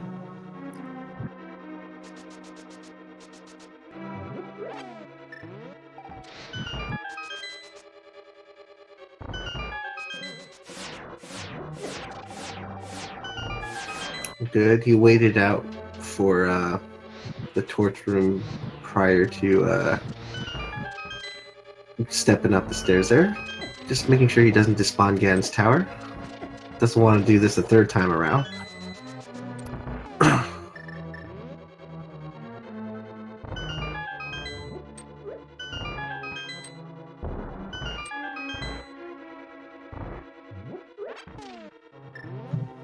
See Xyrak opting to use the Fire Rat for his torches. Pretty smooth phase 4 so far. And you can kind of see, if you're like unfamiliar with the run, that getting the torch glitch and not having to light both torches makes a world of difference in the longevity of the fight. So nice job, Xyrak, getting the torch, and he's gonna finish with, it looks like, right around a 136 flat. So well, GG like to Xyrak. Yeah, GG Xyrak. And Rezo's on his way to Aghanim too.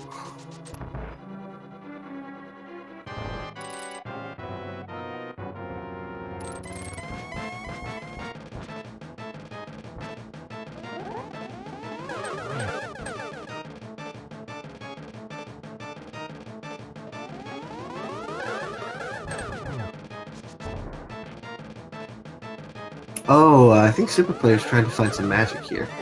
He needs it for his Maria.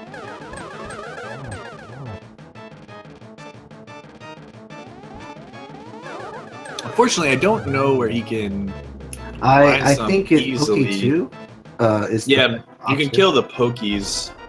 Yeah, and farm a full one from them. This is gonna be rough because I would say go to the Btilcx cave area so that you can reset the dungeon there. Yeah, reset it, yeah. And then use the Poke2 pots over there or something. Because he can't get past this room right here, right now. Unless he figures out how to hover over stuff, but that's going to be really challenging. I think he's just realized that he doesn't have a means of getting across now for sure.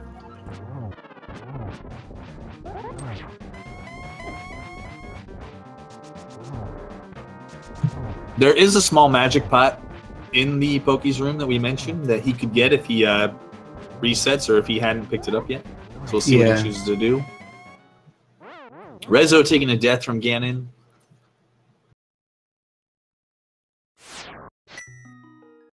There it is. There he goes. He actually doesn't need to go the way he's going now. He can actually just proceed because he only needs to use the cane once or twice. I think he's worried about his health in case he does. Oh, he turns and faces the laser, takes the laser to the dome and has to use his fairy that he's got.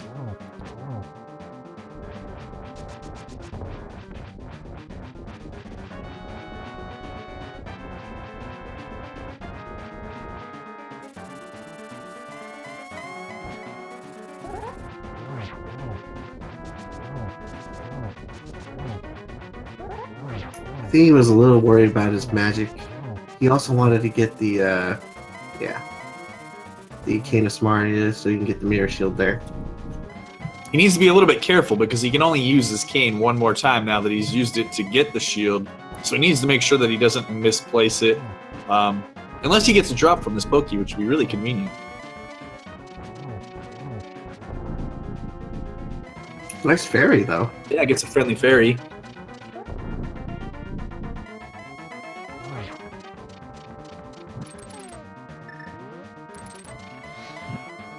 Rez really making it dangerous there with that torch.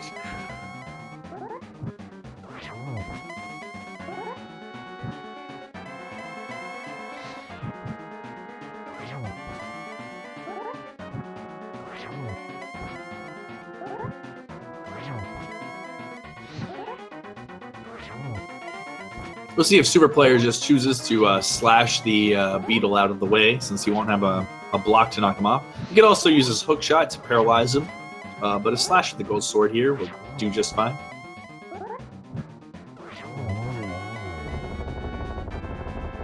Ooh, he would use his defensive tactics there. Good thing he grabbed that fairy earlier. Rezo, meanwhile, is about to cross the finish line with a 1:40.04. So nice run for him. Congratulations to him on winning his race.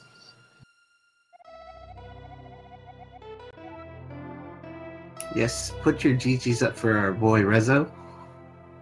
Oh, nice. There is that full magic drop.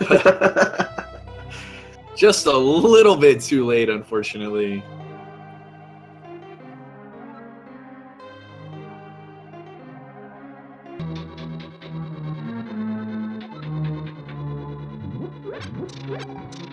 All right, I think SuperPlayer's smart to go back here. He's probably gonna He's gonna powder farm one of the an guys. berry, I think. Yeah, he should. I mean, he didn't use the safety door, so yeah, he used up his fairy already. There you go.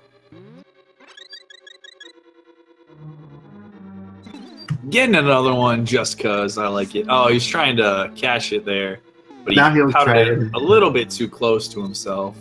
One more. There you go. He's got this one for sure. In there.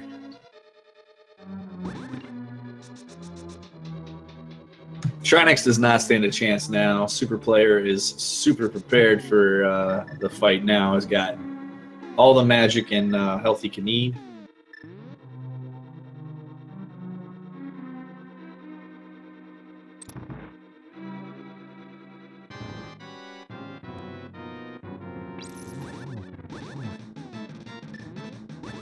Astutely switching over to the Fire Rod there before his final hit on the Ice Head.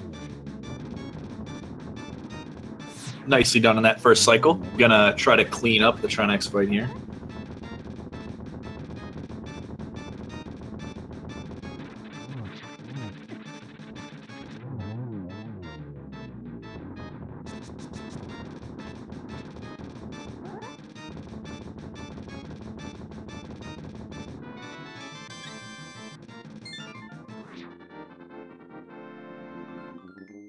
Hey, Xyrak. Welcome. Congrats on finishing the race. Thanks. What a magical journey that was. Boy, oh boy. Oh, absolutely. Magical, for sure.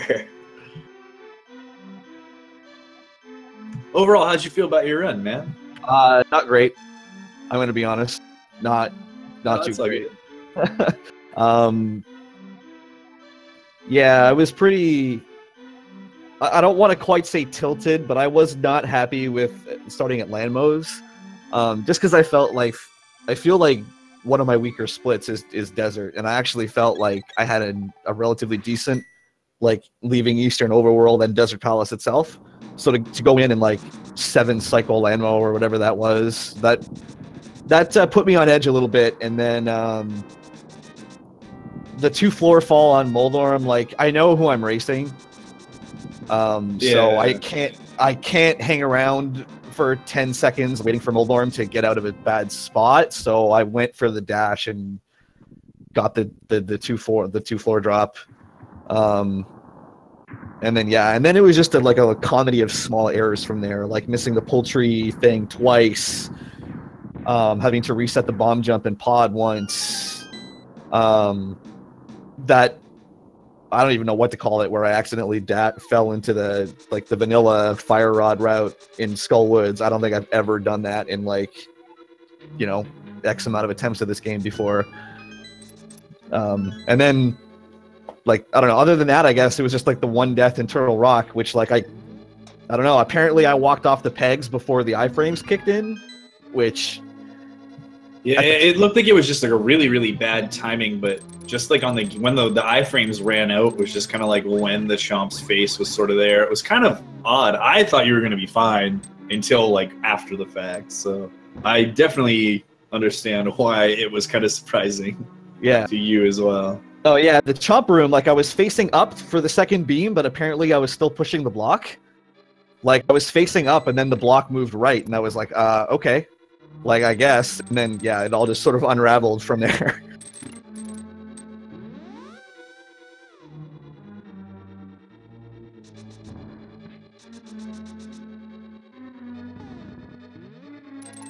All right. So how many races has this been for you in the tournament so far, then?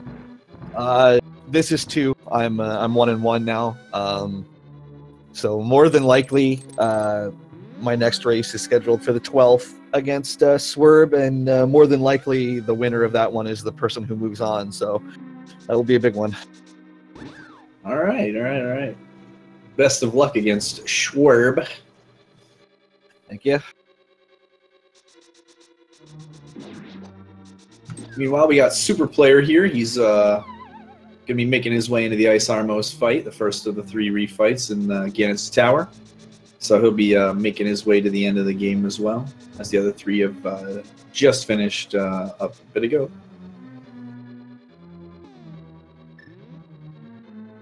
I know he said he had to jet, so he's probably not around, but GG's to Btilcx. That the one consolation I can take from this is that he finished that run quicker than my sum of best. So even if I'd had what I would have considered a good run for me, it wouldn't have mattered in the result. So I guess I can take Btilcx was on an incredible pace. Had a pretty nice opportunity at PB. Unfortunately, he missed the torch glitch on Ganon, and it really put him behind the 8-ball at the end. But he was on a killer pace, leaving T-Rock and heading into Ganon's tower. Good stuff. Btilcx seems like a pretty cool dude. I'm glad that he pulled out a really nice run like that. He will be a force, I think, in the bracket stages, if anyone didn't think he would be already. Certainly, and we're definitely hoping the best for him as he moves on into the next portion of the tournament as well. It was a lot of fun to watch his race today. Super Player heading upstairs, hits the orb, and he's going to make his way across the spike floor and into the Mimics rooms. Wait, Xyrak, are you the one that does the Mimics too, where you like walk all over the place, but it is awesome? Or was that Rezo? One of you did a Mimics 2 strat that I was that was Xyrak for sure. Yeah. I was like, that is the coolest thing I've ever seen. Did you develop that? Did you develop that movement yourself, or? I did, yeah. Because I don't know, the optimal strat where like you hold the sword out and like pin the Mimics against like the pot and the yeah. Like I practiced that every once in a while, but I just seem to have an issue where like the Mimics just always seem to face me when I don't want them to, and I wind up getting like railed. So just for consistency, like I wanted to come up with something else that I felt was quick, but didn't really put me in that situation. So that's what I came up with. I'm sure it's like a second slower or something than being able to do it, but I mean, you basically are completely out of the beamless way the entire time, and you wind up right by the door when the last one dies. So I don't think it's too bad, but yeah, I just came up with that as something more consistent for myself. Very cool. It looked pretty sweet, I'm not gonna lie.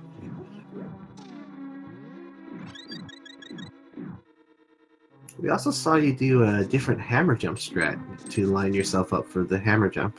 Yeah, it looked like you dropped the bomb from the north of the pixel instead of like the left or right of it. It was pretty cool too. Yeah, again, it didn't work today because I had to reset it once, but usually that's true. Yeah, usually I find my movement is better when I do that, but I actually, to try and reduce the amount of buffers and stuff I do, again, when I'm practicing it offline and stuff now, I'm actually trying to learn it going from side to side. I think there's a little more margin for error there. Maybe a tougher bit to set up, but a little more margin for getting it proper. So.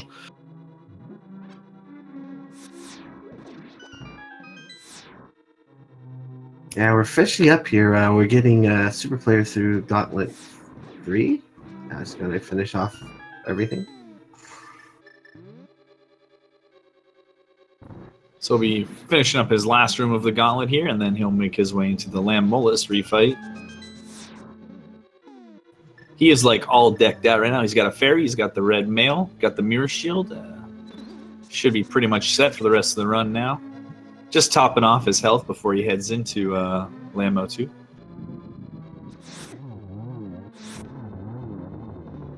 Takes a little bit of a kiss there from the one worm, so has to reset for a second cycle here.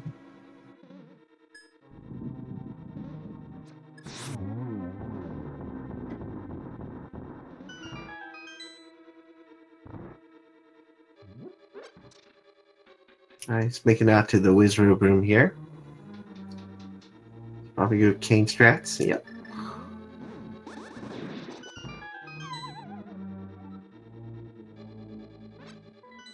Just making sure he knew where the floor was, with the map there.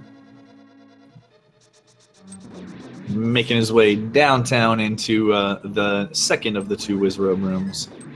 Uses the mirror shield to his advantage there, doesn't have to worry about the beam.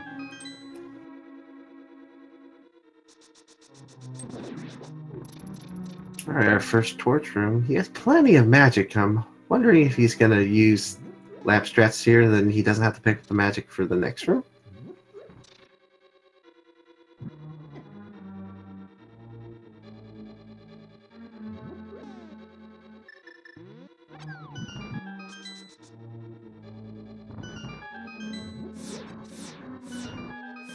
Being cautious, though. I like that. Better safe than sorry. No one wants to see a despawn right now, so I think he also waited for the timing out of the torches of the other room. Looks like SuperPlayer is also going to be picking up his final key in the last chest there. Ooh, actually has a little bit of trouble throwing that bomb at the cracked wall.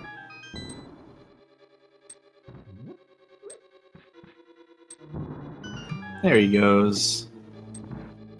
Now he's going to grab his final key and then fight Moldorm for the second time.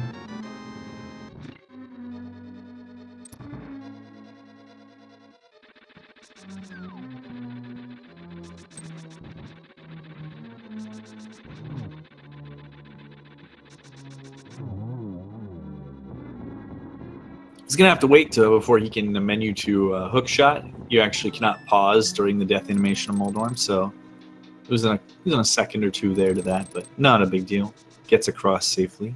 Now he's going to head into Aghanim 2, and hopefully he can get some nice patterns for himself. This Helmosaur really wants to be his friend, unfortunately. He could hookshot to stun it. I'm wondering if he's aware of that.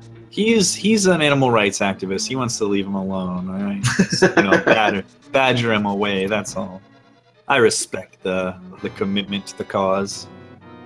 Fortunately, even though how big your sword is, those mini helmas are so defensive on the hem. It's a nice double hit on the first cycle. Kind of a shoddy pattern he gets on the second. Gets another double on the third one there. Hopefully he can get one more and send us packing. Wow, these patterns, though. But he's got this one. Gets another double, too. Excellent. 3 doubles.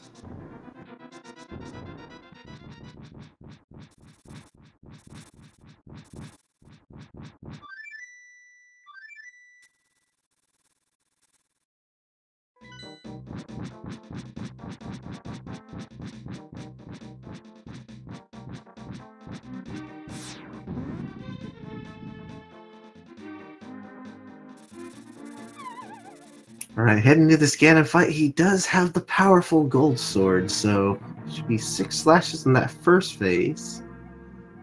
And then a 6 again for the second.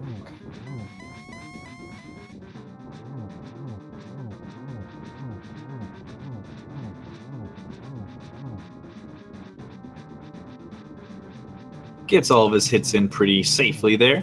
He's going to dodge some fire bats, use his hook shot to his advantage, and head into the third phase of Ganon.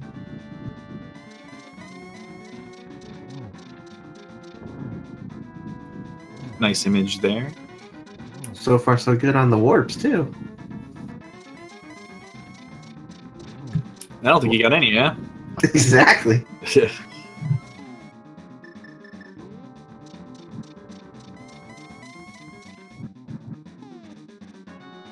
Alright, this is the most fastest phase because he has silvers. All he has to do is... Wow, he's going for spin still. Looks like he wanted to get a spin hit in there, yeah.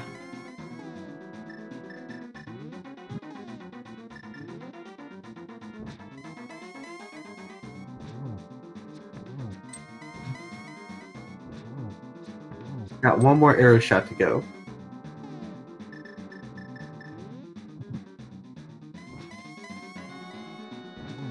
Gets the old Blue Ham 83, pumps the final arrow in, and now he's going to wait for the fanfare and head across the bridge and finish up his run. So give it up for SuperPlayer.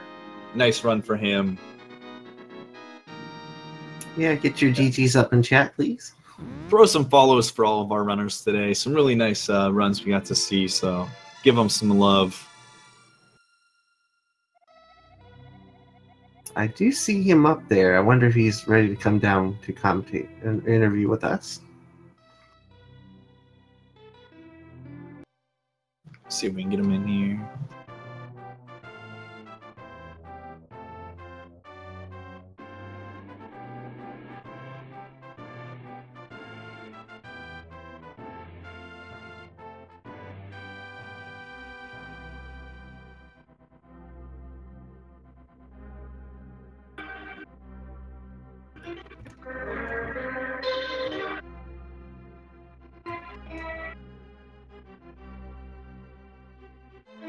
Hello.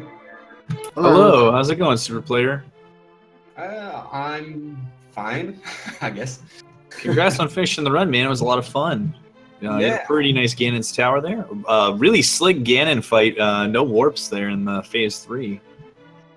In the Phase 3, yeah, no, yeah, it was decent, I guess. Yeah, man. So how'd you feel about your run overall? It looked pretty smooth.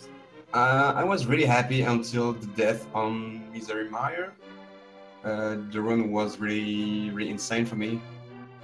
Like, no death, like... I'm not sure when I was at Misery... I don't know what's the first boss I choke. I think it's Misery Mire. But, yeah, it was really decent, like sub 1 hour after Skullwood. It was really insane for me. I think it's the first time I've done sub 1 on this boss, and after that I choke a little bit and everything goes either crazy in my head, so I'm just happy to have finished the run. Yeah, no, absolutely. And so GG on some nice dungeons. It looks like they're going to try to move pretty swiftly into the next run, so we kind of have to bounce out. But thanks for popping in, and congrats again on having a good run, and good luck on your follow-ups to both of you guys. All right.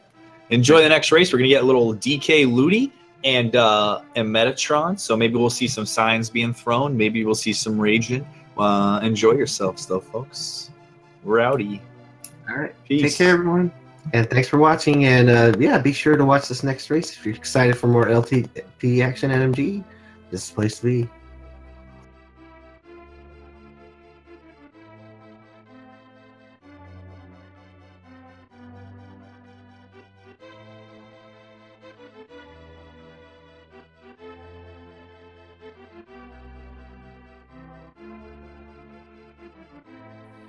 Hello, everybody, and welcome to the stream.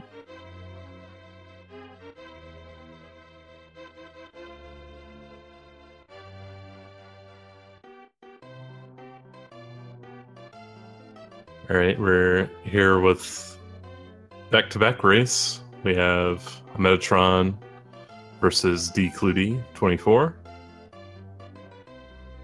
I'm Josh RTA, and with me is the Runner Watcher, who watches all the runs.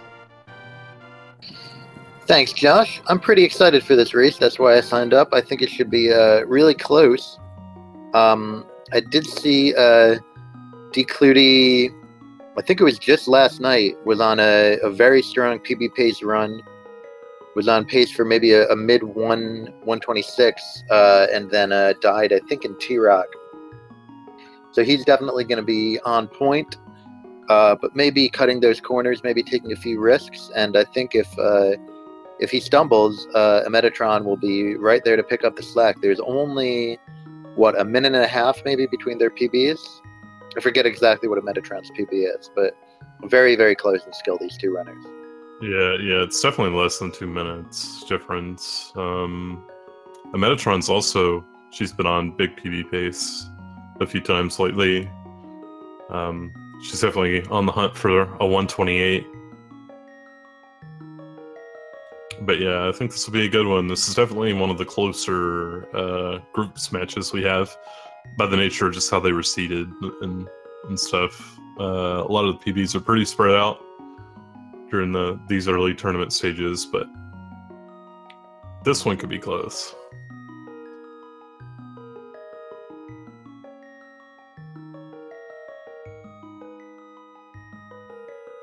Definitely love those close races, those close finishes.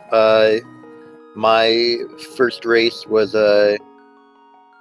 decided by Ganon warps and torch glitch and things like that.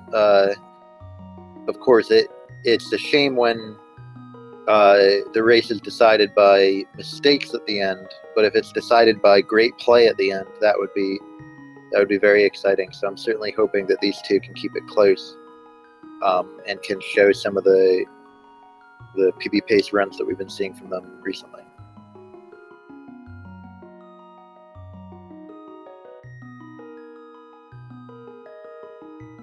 Will we be getting any more extended metaphors about the prom? Oh,